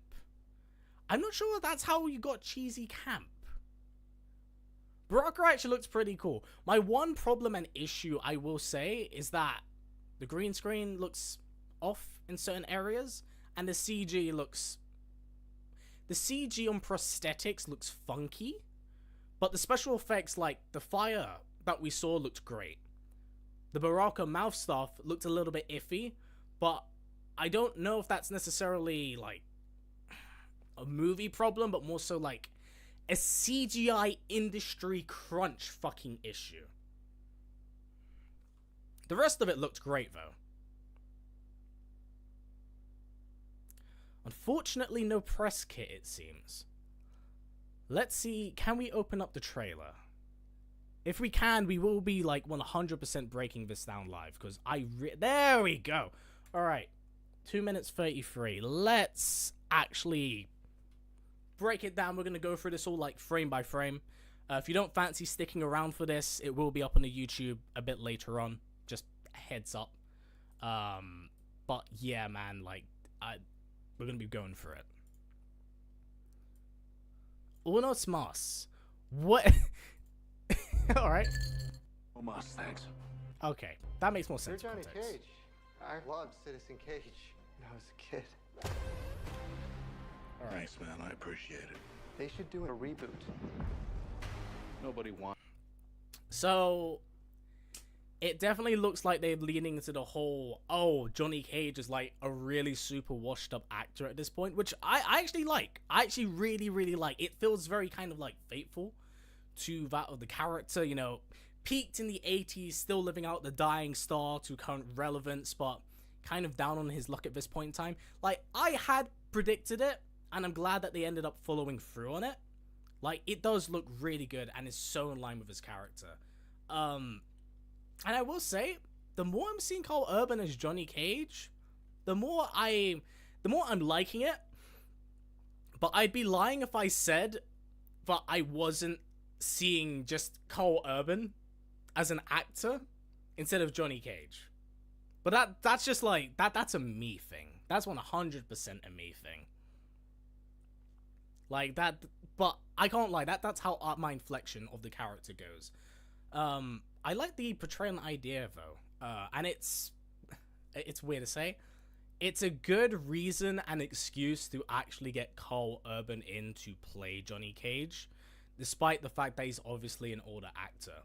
But I think it's pretty neat. Alright, let's keep going, because obviously this is the opening intro of it with a fucking Citizen Cage as well, which is nice. And he clearly doesn't like reboots. What's that? Shit went out in the 90s. That's so fucking cool. Chat, do you guys actually think there's trailers for the other movies? Because we've only got, like, it for Uncaged Fury. I personally would love to see if they made some other, like, cute in-universe trailers. Johnny Cage, you have been chosen to fight. Dude, can we talk and appreciate... Look, it looks really kind of dumb. I can't lie. If anyone walked up to me and they were dressed like that, next to just this normal, ordinary, just blonde woman, I was like, you're fucking crazy, dude. But it's game accurate. It's game accurate, and I love it. I think it's really neat. Hello, Dream. I'm liking what I'm seeing so far. It's left me wanting, because I want to see more, naturally. But so far, it's a step in the right direction from the 2021 movie. Because they've already got, like, certain elements of it right in terms of costume designs, appearances, and it seems like it has a lot more... It's more MK, which is good. And the fact that they've clearly shifted from their focus from Cole Young to Johnny, step in the right direction. Everything we asked for from the previous movie. So, let's see how it kind of works and just slips in. With that said, we are breaking down the trailer bit by bit. Tell me you're not some crazy fans. That's so cool. How are you doing that? Are you coming or See, what? that's what I mean. How are you doing that? When we're talking about the effects, stuff like that actually looks really good. That stuff, actual like visual effects, look very good. And then some of the other stuff looks a little bit choppy, but that stuff looks fine. How are you doing that? Are you coming or what?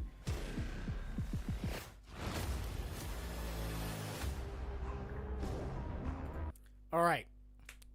I said tinfoil hat. If I'm on point, which I may be so, I'm pretty sure this is supposed to be Edenia. I'm pretty sure this is supposed to be the opening bits of Edenia. Because the scenery and setting, this is going to make me feel a little bit old, because some of you have not seen this, and it is depressing. The way this is kind of laid out, it really reminds me of Edenia from Mortal Kombat Legacy. Specifically, Season 1, where we saw the Siege of Outworld, Onven. I'm pretty sure we do get to see Jared get smoked here in a second. Which is pain, but still. Where the hell am I? Okay, so should we talk about this design? Because I feel like we've had this chat a little bit earlier on. I both like it and don't. The fans are fantastic. I think the casting is actually really solid. I like the hair. The breastplate, not so much. I think they're trying to go for Outworld spider bat design. Not crazy on the high collar. Not crazy in the high collar, but I think they wanted... It feels like they wanted something to go on here instead of like having shoulder pieces. Butterfly? Yeah, no, that's a good point. That's a good point. I like it. The pants, I don't know. That's definitely a practicality design. Of course, with most MK lady designs, especially from like that era, it's usually like, I don't even know if I could say it's a skirt. That's putting it generously, or even a thong for that matter. But this is definitely more of a practical choice. I don't mind the design overall, but I do think the mask would sell me on it, and I'm pretty sure we see her in the mask in a second. So let's get a little bit deeper into the trailer. Called Mortal Kombat. Yeah, there we go. It's a fighting tournament. Okay, let's see if we can get that shot there. It's a fight. Okay, not the most flattering angle, admittedly, but the mask definitely completes the design. Without the mask, it's looking a little bit bare. And wait, oh, so her hair's tied up as well. Okay, I quite like that. As for this scene's fucking cool. To the death. Yeah, I am so certain that's Jared. I am so 1,000,000% certain that's Jared getting his ass beat. Look at that lighting. That's Edenia. That's 100% Edenia. But yeah, bro, I feel so bad for Jared. Like, we knew someone was gonna die in this trailer, but the fact this man is like doomed in every timeline, in every reality, to get his fucking ass beat, it's quite sad, honestly. All right, let's ensue with the slaughter. Wait, did he just cut through his hands? Well, I say that. Fuck that. Dude got fucking owned. This shot is fucking great. Can we just appreciate that? I know we were talking about issues like some of the visuals, but this shot, genuinely very good. And it's also super cool that this is happening between Kung Lao and Liu Kang. As for how... Portal stage. Perfect, TJ. It is the fucking portal stage. But, yeah, man. That is... This shot, genuinely very cool. We're gonna see the two Shaolin monks battle it out. And the reason why I'm so hyped for this is because it's portrayed in this universe that, Kung Lao is like the superior to this Liu Kang. So I want to see how this goes. Do I think that necessarily means that Lao is back from the dead? No. But I do think it means that Shang Tsung has taken the form of Kung Lao, as well as his skill, and is presumably fighting him on some plane. I am not exactly sure where this is, if it straight up is the portal stage, but it's still really cool in design. Really cool in design. This is a war for the fate of your world. Okay, stop.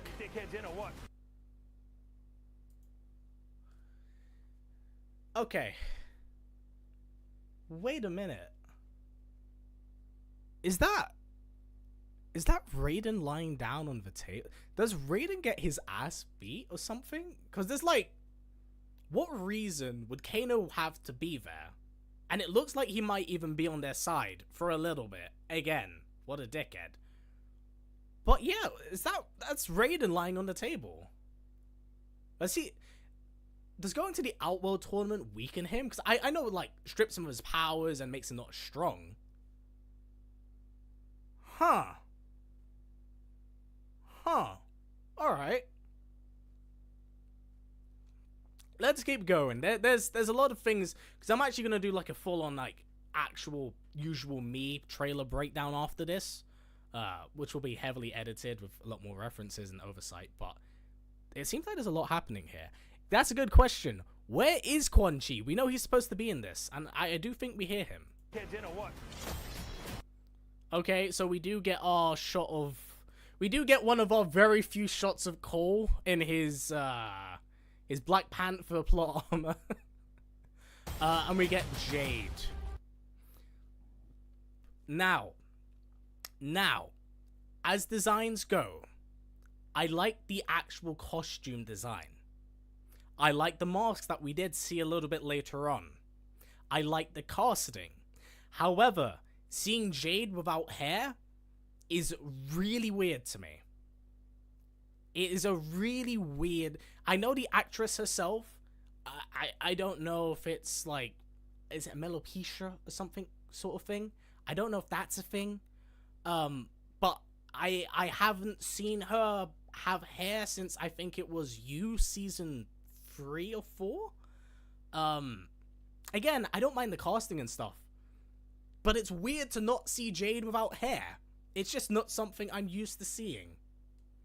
Otherwise, I like the rest of the design. The fucking glowing polearm is sick. But I don't know, it's weird. It's weird.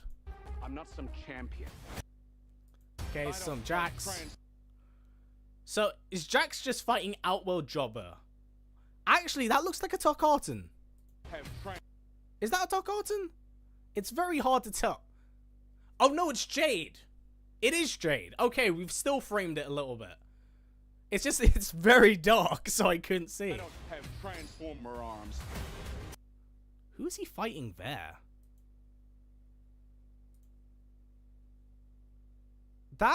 So that's Jax. Jax, Liu Kang, Cole? Is that... Am I right? Because I feel like this is where they're training together. Looks like he's sparring. Okay, so it does. I was like, it looks like it, right? I'm not crazy on that. Okay, so he's rejuvenated. So this goes back to the whole why he's lying on the ground. Okay, that makes sense. Good news. Raiden is not dead. Raiden is not dead. He big sleepy. Okay, that's good to know. But, okay, so I presume the shot takes place afterwards.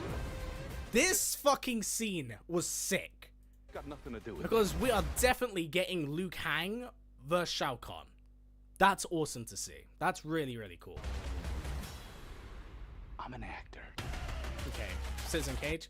I like that they've intertwined this back, but it does not fucking work against Baraka. Okay, now we actually have a really good shot of Baraka. I'm gonna be for real. I kind of like it, but I don't know if they went a little bit overkill on the teeth. Not because there's too much teeth, but the proportion on the face, like, it's like when people get, like, cheek fillers and it comes out. It makes sense, but it does look a little bit funny in some places. In terms of, like, the rest of the appearance, though, looks very cool. I will say, a nice attention to detail is actually the bones. The bones in his design are very, very cool. And I have no idea where this is. Is this supposed to be, like... I know they're talking about, like, different realms and stuff before we actually got to the trailer itself. Maybe this is Tarka? What's the name of the realm? It's not Tarkat, it's Tarka, right? The name has split my mind because we keep changing the fucking canon of it. Tarkatan Colony, there you go. Still better than Mask and Annihilate, true, but the bar wasn't very high. One of them. Okay, let's keep going. We're gonna find more things as we break it all apart frame by frame. I find you annoying. Not the face. That scene's very cool. That is supposed to be reminiscent of his little movie thing. Mouth also looks a little bit funny. Tarkatan mouth also does look a little bit funny when it's moving. Unfortunately, but it is what it is. She's gorgeous. So I'm gonna simp for a second. She's gorgeous. I will say, yeah, it's a really weird design choice. Really weird design choice. Is now available on Mortal Kombat YouTube channel. Ah, wow. We got it here already, buddy. Yeah. It's gonna be weird not to see her with hair. I don't think it's a bad casting choice at all, but it's gonna be a really weird thing to adjust to. That, like I said at the very beginning, it's one of those instances where, do I see the actor, or do I see the character? And I think this is a case where I do see the actress.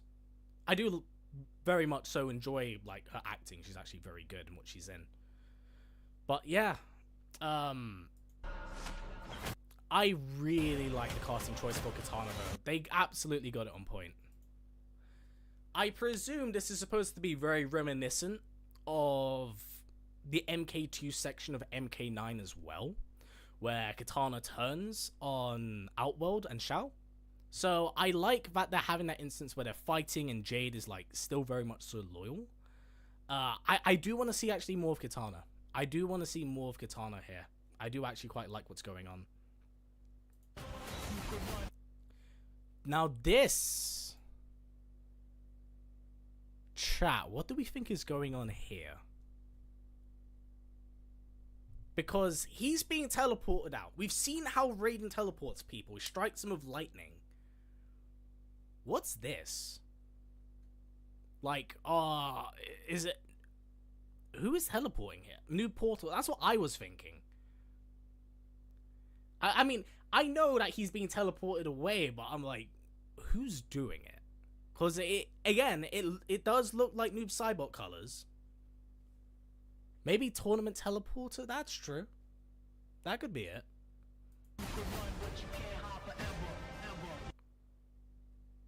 What a shot. What is that though?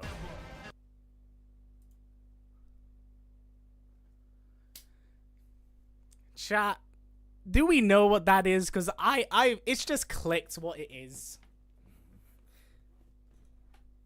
It's not the Kamidogu. It's who's winning between rounds. Because remember when we were at that goddamn character select an hour ago, it was the same exact fucking diamond ass shapes that symbolize who's going up against who and which one. So those must be different rounds. That's pretty cool. That's a pretty cool as scoreboards go. The Infinity Stones. Alright, that's actually pretty cool. I like that. I like that. Unfortunately, we do not get that much of a reveal for Sindel outside of the scream and the oddly placed cleavage shot. This is... Alright, so we don't see much of the hair. In terms of design, I kind of like it. Again, it's just more cleavage.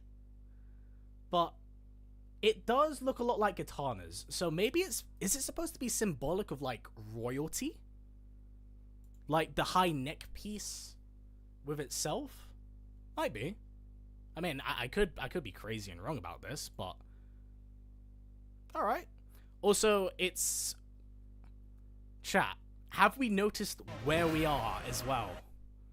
We're in the fucking pit. That also looks like a body. So someone may be dead. And I think it's very cool that we do have Sindel up against Sonya. That's very cool. Very, very cool. But that's very neat. It's time. Why do we have human Scorpion flashback? Dream sequence? To become the hero. Huh. Wait, it's actually... Is Scorpion talking to Johnny or is he talking to Cole? That's the big question right now. Because it would make sense for him to be talking to Cole. But Johnny, it's very clear that Johnny is like supposed to be the guy for this trailer. And, well, I said this trailer, this movie. Also, this shot is like fucking fire. This shot is so good. It's showtime. You see, I like that it's really camp. I like that it's really dumb. But I'm also struggling to not see Carl Urban. That's my biggest problem. I see Carl Urban. Love Carl Urban. Great. But the line between him and Johnny Cage, the crossover, like, I need to see more. That's what I mean by I've been wanting. I need to see a little bit more to digest it. I like what's here, but I need to be a little bit more convinced. Otherwise, I do like the casting, like I said. Also, clearly in the Netherrealm. Jesus Christ, this shot is giving me vertigo. And I also love how they haven't like gone a little bit too crazy with noob here, but get over here. So, oh dude. Rise and Cybot fans. I hope that we can get like a clean shot of that isn't like fucking bit crunched by YouTube's algorithm. Like I want to see a clean shot of this. This is a great This is a great wallpaper. But I want to see it in higher quality.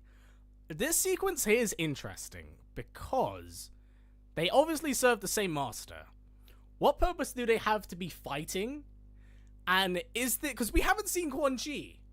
We haven't seen Quan Chi. Did something happen in order to infer Scorpion turn against him? Like there's a lot of questions with very little answers, which is again why I'm like I really want to see and learn a bit more. There's a lot that's implied here.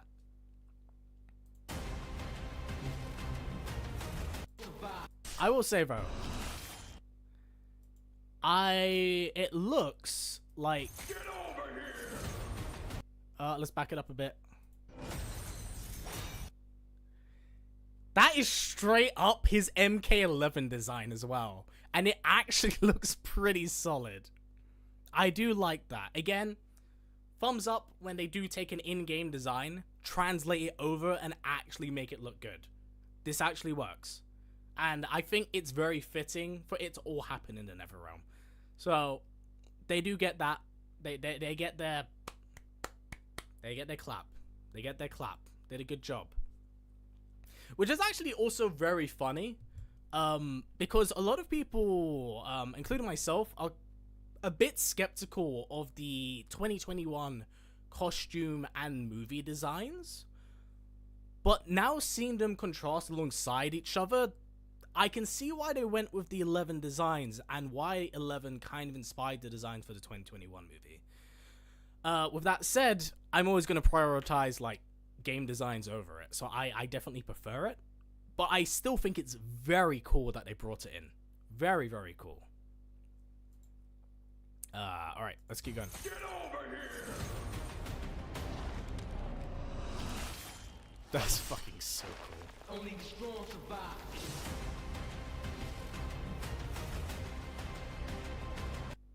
Can we appreciate the music as well? Can we appreciate the music? Because I appreciate the fucking music. That's very cool. That CGI lava when it's paused looks terrible. Most CGI when you pause it, in fact, if you pause anything at a weird off frame, it's gonna look terrible. So, no surprise. If you're going things frame by frame, especially on CGI, dear lord, it's gonna look hella terrible. Also, thank you very much for the $5 dono, Jeromiski. They should let Scorpion's arms be out of the metal shoulders for a more accurate costume. Yes, I agree, but I don't know if Sonata's that jacked. He's quite an elderly gentleman, so keep that in mind. Oh, hold up. Alright, that's really cool. Katana's beaten to shit, so she's not looking so hot. I presume that's during the end of the actual tournament. Who is that? Absolutely one Liu Kang. Kung Lao, like, clearly possessed, so the Chin Han look. Who is he fighting? Or is he fighting Lao, or is he fighting Shang? It's Noob's clone. Is it Noob?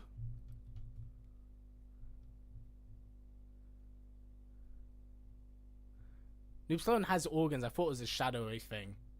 It probably is, but gore and violence. Mortal Kombat. So it is Lao. Does he throw down the hat? Does he do the fucking video game bullshit of throw down the hat and then attack you and then the hat comes up? That's still pretty cool. Oh, that poor man.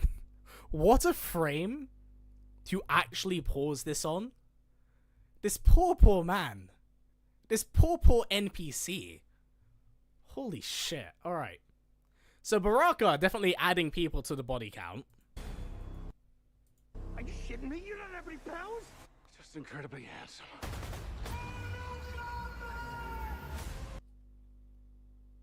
So does this actually confirm that Kano's a good guy again? Because they're clearly fighting in the Netherrealm together. And are on the same side because he's being, like, restrained by the Cybot clone. Yeah, no, that's absolutely Cybot. So Kano's a good guy again? No powers, Johnny. Ah, it's fine. They'll probably bring in the green energy at some point. But yeah. So, truce? Maybe it's a truce? But then, why is he alive again? Ooh. Ooh. Chat. Idea. Theory, even. Do you think that Kano, somehow knowing Kano, bullshitted his way out of his contract with Quan Chi? Don't know how. Just to say that's the case. And now he sent Noob Saibot after him to contractually bring him back to hell, which is why we're seeing this shot. And why he might be aligned with Raiden in order to, like, stay away from the Netherrealm. Because if he steps into that threshold, he's brought here. Thoughts? I feel like that kind of makes sense. Maybe the following was told him that you have to fight for the realm you're from. That's a good point. That's a good point. That could very well be the case. But for instance, Noob in the original MK3, it might be. It might be. I have a lot of questions because this is interesting. No red eye. Well, I mean, it's the movie canon, so he doesn't have the cybernetic eye, but he has the weird magic arcana bullshit eye. Huh. Not every pounds. Just incredibly handsome. I guarantee you, he'll probably have his green energy by the end of it. Huh. Okay, there's a lot to take away from all of this. There's a lot going on. And I would really like... Again, that's why I've been saying. I am wanting more because I have a lot of questions. And the trailer isn't providing answers. And I know I have to go watch the movie. But there's a lot happening here. I like what they're doing with Cage. I am adoring the fucking costume designs. Yeah, it looks really dumb. I don't fucking care. I really like that it looks kind of dumb. Let me stop my recording there. But I kind of like the set pieces. Again, we're going back to the whole CGI and appearance, but in terms of costume designs, I do actually quite like what they're doing. I need to see absolutely so much more. But as a 2-minute trailer goes, I think this is pretty solid. I think they're taking steps in the right direction from what I can see from the game influence, but it needs to be like reflective through that. I also need to understand, because now I'm seeing this trailer back a few more times as we're talking. Like, I need to understand why they're in the Netherrealm. They clearly have not revealed Quan Chi for a lot of reasons. Yeah, just what's kind of going on with everyone here? Because, again, this sets the tone. We won't know much more, I feel. We'll probably get 1 or 2 more trailers. Absolutely love the costumes for some of these characters, though. Looks very cool.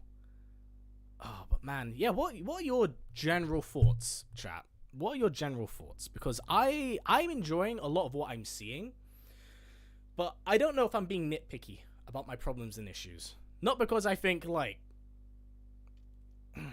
How do I phrase this? Not that I don't want to like it, but they're doing so many things right that I want what I wish this movie to be better than it might turn out being. I'm well, but to show more, but yeah, I feel like I want to see more. I want to see more.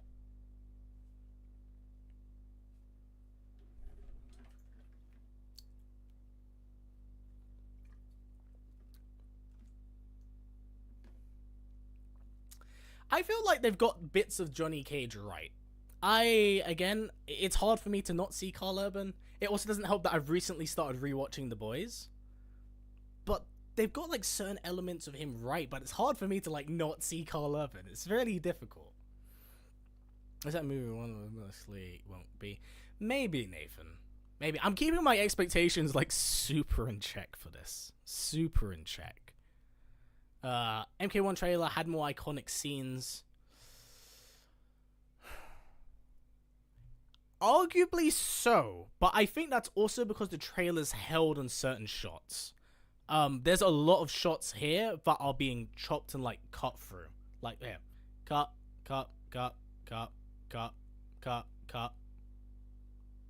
Yeah. It's kind of hard to see. But I do hope there might be another trailer or two after this. Because, again, like, this shot, fucking great. Love it. If they hold on more shots like that through the trailer, I think we would have got the iconic look. This is a weird Zelda movie. It's the best Zelda movie, I'll have you know, Jesse. How you doing, buddy? Hope you're doing good. Meant to be, always meant to be cool. Yeah, I feel like that's the case. It's supposed to be kind of the tone setter of what they're going for, and I think they got that, which is, again, why I'm wanting a bit more. Kat, I've never liked any remix theme of the 95 theme. It's just, I like when they bring it in, when they go ba ba ba ba ba ba, but usually anything before, because, like, I'ma be for real. And Jesse will understand my pain. If you actually go to the 2021 movie and listen to the remix of the 95 movie, I say this as polite as I can. It is like an intestinal exorcism being fired into my ears with fucking razors. It's terrible. It is awful. But I think as long as they have that end hook of the song, it's fine. Fine. The rest of it, but fine. 2-minute trailer, we got figured it out already. I don't think so, is he? I think that we are still yet to see one character that we know does exist. And they are purposely keeping some of the details out. So I'm gonna have to break down this trailer tonight to record tomorrow and get it up by tomorrow. This is gonna... There's so many fucking cuts here, it's gonna be hell on earth. It's gonna be hell on earth. I would like to see Ermac in the movie. It would be nice, but I think we have enough characters in this movie. What are we? We're juggling 16 characters. That's a lot of characters. The dubstep dog shit is just not good. It's bad. It's really bad. Dubstep was popular 10 years ago, and it was bad 10 years ago. Let's not try to bring it back, please. MK11 Techno Syndrome is dope as fuck. Yeah, but it samples more of the original material than actually be something new. Giant's Courtyard, Living Forest, Subway, those are classic tracks. Iron, you just brought up a really fucking good point. I can't believe I missed this. Is this supposed to be the Living Forest? Now that we're talking about stages and stuff, because we're talking about the pit, talking about Portal stage, is this supposed to be the Living Forest? Because I think Jade and Katana do fight in the Living Forest in MK9 of MK2 section. That makes sense. Lena should have been in this movie instead of MK1. True. But to be fair, I don't want a lot of pieces of the 2021 movie to come back, like, at all. Like, the further away we get away from it, I feel like I speak for a lot of people, the better. Again, not the worst movie in the world, but I think for the sake of making it better for everyone, less is more. Mick Gordon for MK music would be crazy. It would be, but I don't think we'll ever quite see that day. I will say I do like the music for MK1. They got that part right. We got Noob Saibot's second movie. I mean, it was set up. It was set up. Because only got a writer who said he actually cares about giving faith. That is true. I've already said my opinion of the previous writer from the 21 movie. No, not great. Yeah, again, I know a lot of people are kind of iffy on the Jade look. I'm not opposed to it 1,000,000%, but the thing is that the actress in question is someone who, like, this is her look. Like, that's how she looks off screen and off camera. And that's what I mean by there are certain characters and actors here who I'm struggling to see the lines between the character and the actor. This is one of those instances. Because I don't think there's ever been a Jade without hair. Unless I'm going crazy. I know we've had multiple different iterations of Jade, including, like, an Asian Jade in the early different weird stages of Mortal Kombat 2 and 3. But I don't think we've ever had a Jade without hair. Again, not opposed to it. It's never been a determining factor of a character, but as design choices go, I don't know if I would have gone with that. I don't know. Maybe they didn't give her hair so Kitana could have her plaited hair. But I don't know. Not terrible, but not my personal design choice. But yeah, I do think the trailer has a lot of potential. I think the presentation of the movie, there's clearly a lot of things that we asked for that they've approached with in a different manner. Like, we wanted Johnny Cage, we fucking got Johnny Cage. The lack of Cole that we've actually seen is, I don't know if refreshing is the right word, but it's a sign of receptive, it's a sign of community reception being received and being applied, which is good.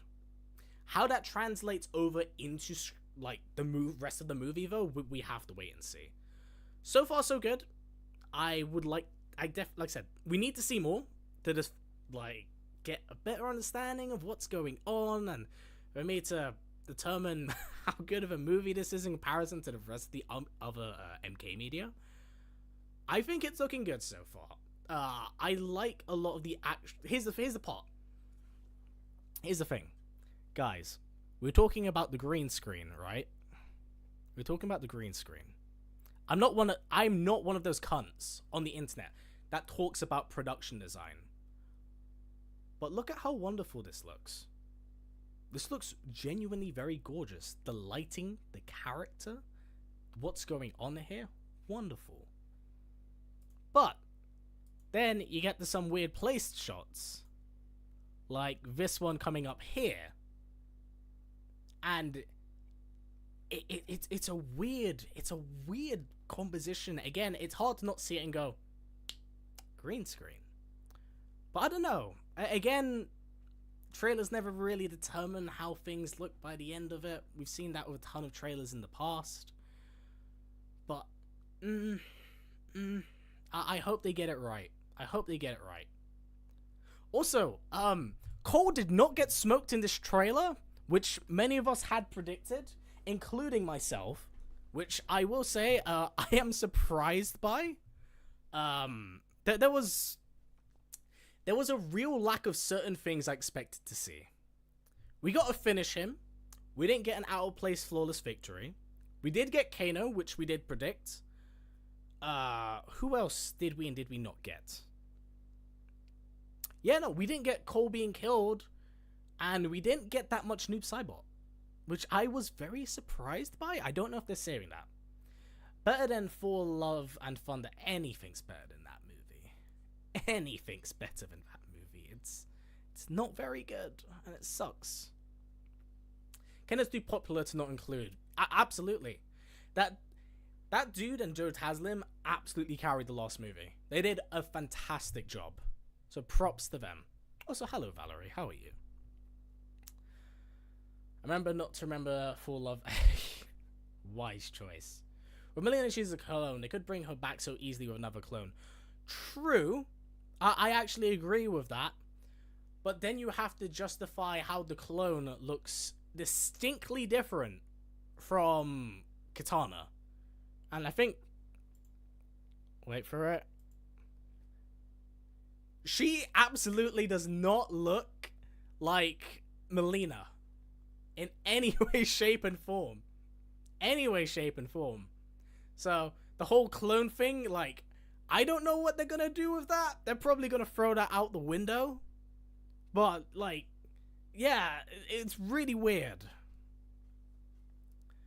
The trailer validates the first's backlash. Was there backlash from the first? What, are you talking about the trailer from yesterday? I'm pretty sure everyone enjoyed the trailer from yesterday. Thank God this looks better than the 2021 movie. The bar wasn't high. I'm just kidding. I like the trailers for the 2021 movie were actually better than the 2021 movie in a lot of instances.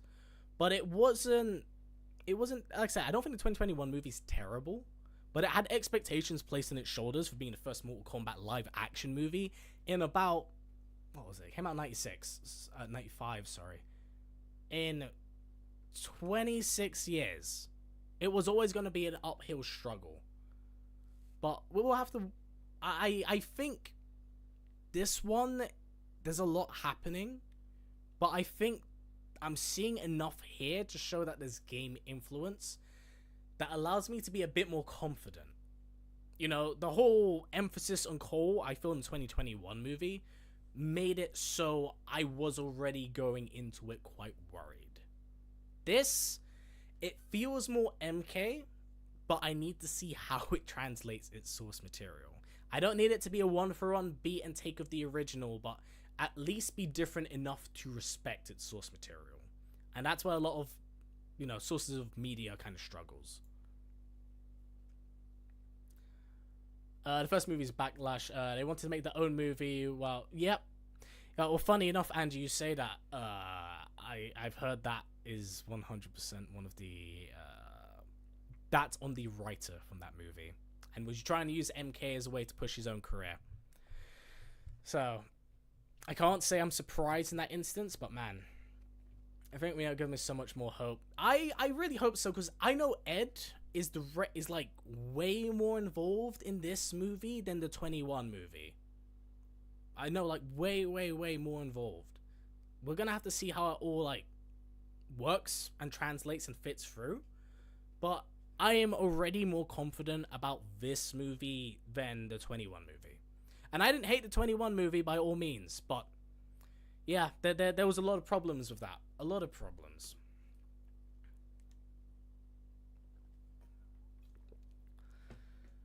So chat, humor me. We're gonna ask a question right now. On a scale of, let's go 1 to 10. Let's go scale of 1 to 10. How do you feel about the trailer and what we've seen so far? Because for me, I'd say it's like a 6. I'd say it's a 6. I feel quite happy with what I see here. I want to see more. If I probably saw more, my score would be substantially higher. But I'm definitely much more confident with how I feel about this movie than the last movie. That's for sure. Basically, say the movie has 20 fights in it, but run it under 2 hours, which is going to be left to flesh out the story. Yeah, that's a lot of fighting. But are we talking about fights that are happening simultaneously? Because if they're jump cutting between them, I hope this thing, you can have a bunch of fights, but you don't want to be jump cutting in between like so many of them. It's what the 21 movie did, and they did not handle that well. I hope they don't do that here. Well, we'll have to wait and see. Why? Because the 90s movie set the bar too high. Yeah, I can see that. You know the really funny thing? The really funny thing about the 95 movie? It's basically it's kind of like a Power Ranger movie. It's kind of like a Power Ranger movie when you think about it, with like the fights, the choreography, and how it kind of all like is laid out. But I think that's why like a lot of people love it. It's very nostalgic, and it fully embraces what it is. And I do like that's why I have quite a bit of praise for this trailer, because at least they're embracing the MK elements of its source material instead of shaming it or fucking putting in Arcana as some bullshit way to try to justify things that don't need reasoning. But we will have to wait and see. Also, my headphones just ran out of battery. That's awesome. For me, it feels like a 7. I'm excited to watch it. Bless you. Power Rangers, it's so 90s. It is. It is peak 90s. And I love it for that. Embrace what you are. Do not be ashamed. And I feel like that's what a lot of live action adaptations struggle to do. Like, for fuck's sake. You know what? You know what? We're talking about good video game adaptations. Let's go bad. Shall we talk about fucking Halo in comparison? Shall we talk about Halo in comparison with Master Cheeks? Fucking Jimmy Rings? Do I need to get started down this hellhole? Like, there's significant... that you get that fucking 9 out of here, Cruz. We are not rating that slop. But yeah, no, there's ways of complementing your source material whilst drawing influence from it. And I definitely feel like this does that. As to how they change and alter certain elements, we gotta see. But yeah, no, thank you very much for all tuning in, guys. I don't really think there's really much else to say. Unless, did you guys notice or see or even hear anything in the trailer that I didn't pick up on or notice? Because I feel like we kind of covered everything. Because, like I said, I'll be probably breaking down this trailer tonight. So that way I can record it and then have a video ready for this tomorrow. But yeah, is there anything that you guys saw that I didn't notice? Because I feel like we kind of covered everything here. What's crazy is that the 90s came out literally 30 years. That's depressing, say out loud.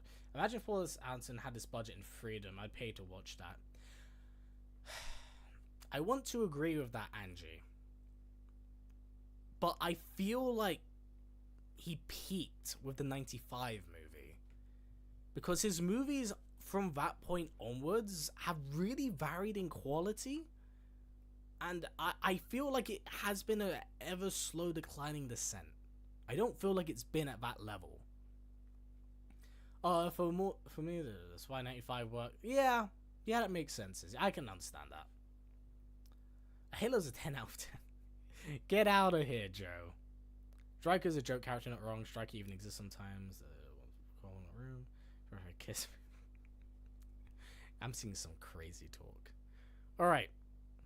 Good question. Where's Goro? I don't know, actually. I don't know if they fully committed to the Kintaro change, or they just brought him back. I say that. The only person that they dragged from hell in the previous movie and have actually actively changed is Noob Saibot. Because Kano's back, but he's not corrupted. So, I have, like, no idea what's going on with that. Yeah, no, Goro was killed, but he gets, like, pulled away by the weird fog mist that, Sub-Zero and, Kano are ensnared by. So, like, he clearly can come back, but up to how they'll do it, I have no idea. It's for the fans. No way is, so... Again, I mean, it's the first trailer, Cruise. We gotta see, like I said, I like what I see. It's a step in the right direction, but I need to see more. I like what they're doing. I like that they've taken certain things from the actual source material to apply to this. But I need to, like... I don't think I'll have a real opinion of this movie till I watch it. Right now, I like what I see. It just needs to deliver on what I think it can be. So I have expectations, but I don't know. I don't know if they will be fulfilled. My bar isn't particularly high, the 2021 movie. I don't think it's terrible, but it's not that great of a Mortal Kombat movie. I think the 2021 movie is a good action movie, but as a Mortal Kombat movie, the best elements of that film are the beginning with the Shiroryu massacre and the ending with the fight between Scorpion and Sub-Zero. Everything else kind of in between varies in quality. The Arcana arc is great for character development, but it comes at like the expense of explaining powers that don't really need to be explained. You have a fucking god that can shoot lightning. Like, you have a man who can shoot fireballs. I don't need to know the origin story. Again, it takes like the superhero format of like, we need an explanation for this because power. We really don't. The 95 movie had it so people were doing, mind you, when you think about it, the 95 movie had like none of the crazy power stuff outside of like Shang Tsung. So I get why they may have wanted to infer where these powers derive from, but it's not necessary. It's not necessary. I liked Cabal in the 2021. He was such an asshole, but I really enjoyed him. Shoutouts to a stunt actor as well, actually. He follows me on Twitter, funny enough. Alright.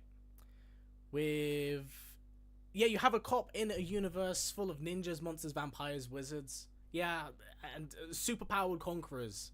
Like, there's a lot of crazy shit.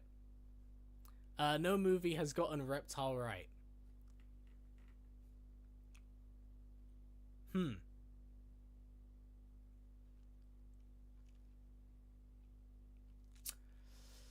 I would both agree and disagree. I think if we're going by Reptile as a jobber, 1,000,000% nailed it on the head.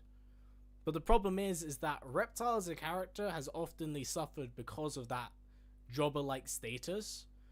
Because how do you justify making a reptile man more human and more character if he's on the bad side? And that's the thing, like, we're not gonna see a lot of that in movies like this. It's more of a translation issue of how source material can be applied to visual media. But, I feel like maybe if a Legends movie did like an adaptation of like the Fall of Zartera, we could definitely absolutely see that. But I don't really hear people asking for that, which is a real shame. I would actually like to see more of Zartera, to be fair. I'm not on every live stream, so all my comments seem to be ignored. Oh, sorry, Terrace.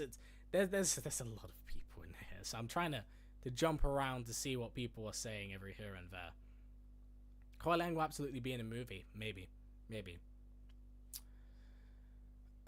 Let's take a look through the chat quickly. Do you think this will be the first and last tournament? I mean, MK9 has it so as to... I don't know. That's the weird thing about this. So, I brought it up a little bit earlier on. And we were talking about the mass Mortal Kombat media that's been released since 2019. This movie, the reason why I think there's a lot of extra pressure put on it is because this is coming at the tail end of, like, them releasing an unfathomably large amount of, like, just Mortal Kombat stuff. Like, in general. It's insane. But that's also, and what was it, with the demise of MK1, a lot of people are looking towards this movie to get like their Mortal Kombat fix. And I don't know if I think that's the right choice on the fandom's part. Because it's more of stuff, whereas I think we may need a little bit of a breather after this. But I'm cautiously optimistic. I want to see how this movie comes out. And, well, is. You know, I don't want more Mortal Kombat stuff for the sake of more Mortal Kombat stuff, because that's not a good way to handle, like, an IP.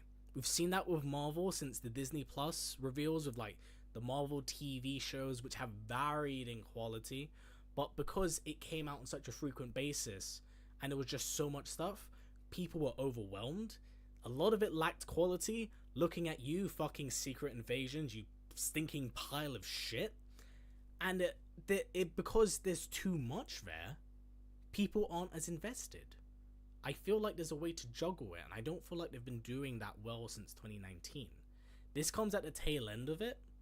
This is the last thing of Mortal Kombat we will probably see for a while. Whether or not this leads to more of a cinematic universe, we gotta wait and see. But I think there is a lot of potential here for something good to be made but it's whether or not it's given the time to cook. That's my one worry, and it even kind of reflects over, because, you know, I brought up a little bit earlier and I talked about it, Superman, more specifically the DC brand reboot, and the reason why I'm bringing that up is because they're both owned by the parent company of Warner Brothers. They are also taking the same direction and somewhat application that they did for Mortal Kombat, but the difference is that James Gunn has been overseeing all of these projects since that has been inferred. Ed Boon is now in that same similar position, so maybe we could see that change. But this movie is effectively the tone setter of whether or not something like that should happen. I'm of the opinion that it shouldn't right now, because we have seen too much of it. DC have at the very least been getting some pretty solid quality products. You know, whether or not you're a fan of the reboot stuff from James Gunn, doesn't matter. The stuff has been of a quality that people enjoy. That same kind of mindset and application needs to be applied to Mortal Kombat. I think Ed might be the right person to do that, but we have to wait and see. But this movie will be kind of like... That's why I say this movie is genuinely quite important in that regard. There's a lot of pressure on its shoulders. We held when... Oh, are we... Are we just bullying Cole Young in chat? We're just bullying this poor man. Oh, please keep Snyder like 20 feet away from any IP. Please keep that man away. That man cannot write anything that I like. He's great at adapting like certain things, but as a creative mind, please no. Keep him away. Keep him away. Keep him and Michael Bay away from my shit, please. I like them for their own separate things. Again, brings up what I said. Don't mix my spaghetti with my ice cream. I don't need that. Love them separately. Don't need them together. Don't need them together. Do you think an MK TV show would succeed? I think the audience is there. And I think maybe as an anthology short series, maybe. But they did that with Mortal Kombat Legacy. And that show was kind of canned after two seasons. I feel like the audience is there, but it's whether or not it's engaging enough. I don't know. I feel like maybe as a cinematic universe spin-off, like I said, the DC universe like formula could work for MK. It could work very, very well for MK. But you need the right creative people, time, and money behind it. And I don't know if we have that. Like, we'll see how this movie translates over. I'm looking forward to it. But we need to make sure, like, there's no point putting out stuff for the sake of putting out stuff just to put out stuff. You know, that's not how you make good media. But there is the potential. I don't know if I see it. I wouldn't mind like an animated short series. That would be awesome. MK spin-off movie would be dope. I know Joe Taslim's been in talks about a Sub-Zero prequel movie. Mythologies, I presume. But we need to see more news. We need to see more news, and again, more make-or-break situations. Snyder can do a good job, just have someone else write the script. Yeah, sure, but again, I just don't want that man. I say that. Realistically, if we're being realistically, after the whole Man of Steel thing, after Batman vs Superman, after the Snyder Cut and Justice League stuff, and all the weird beef and tension that's happened there, especially with the casting of Ezra Miller and Gal Gadot, as well as everything that happened with Ray Fisher, I do not see Warner wanting to touch Snyder. I do not. Realistically, I do not see that happening. And you know what? Good for him. Let Snyder move on to go do his other projects and stuff, and Rebel Moons or whatever it is. But yeah, there's some stuff happening there, man. There's some stuff happening there. I did that in 90s. Look up MK Conquest. Yeah, no, I have seen MK Conquest. It is a show. It is a show. Unfortunately, Conquest got cancelled after like 1 season, and I'm pretty sure it ended on a cliffhanger. I haven't watched Conquest in a very long time, but yeah, that was a real shame. It definitely deserved a lot more love. It's a cult beloved series, and a lot of people overlook it, which is kind of tragic because a lot of the people there actually seemed quite nice. A Sub-Zero was a straight up villain, not an anti-hero. Oh, you're talking about Joe Taslim's Sub-Zero? Yeah, no, dude is like a straight up asshole. Dude is a straight up asshole.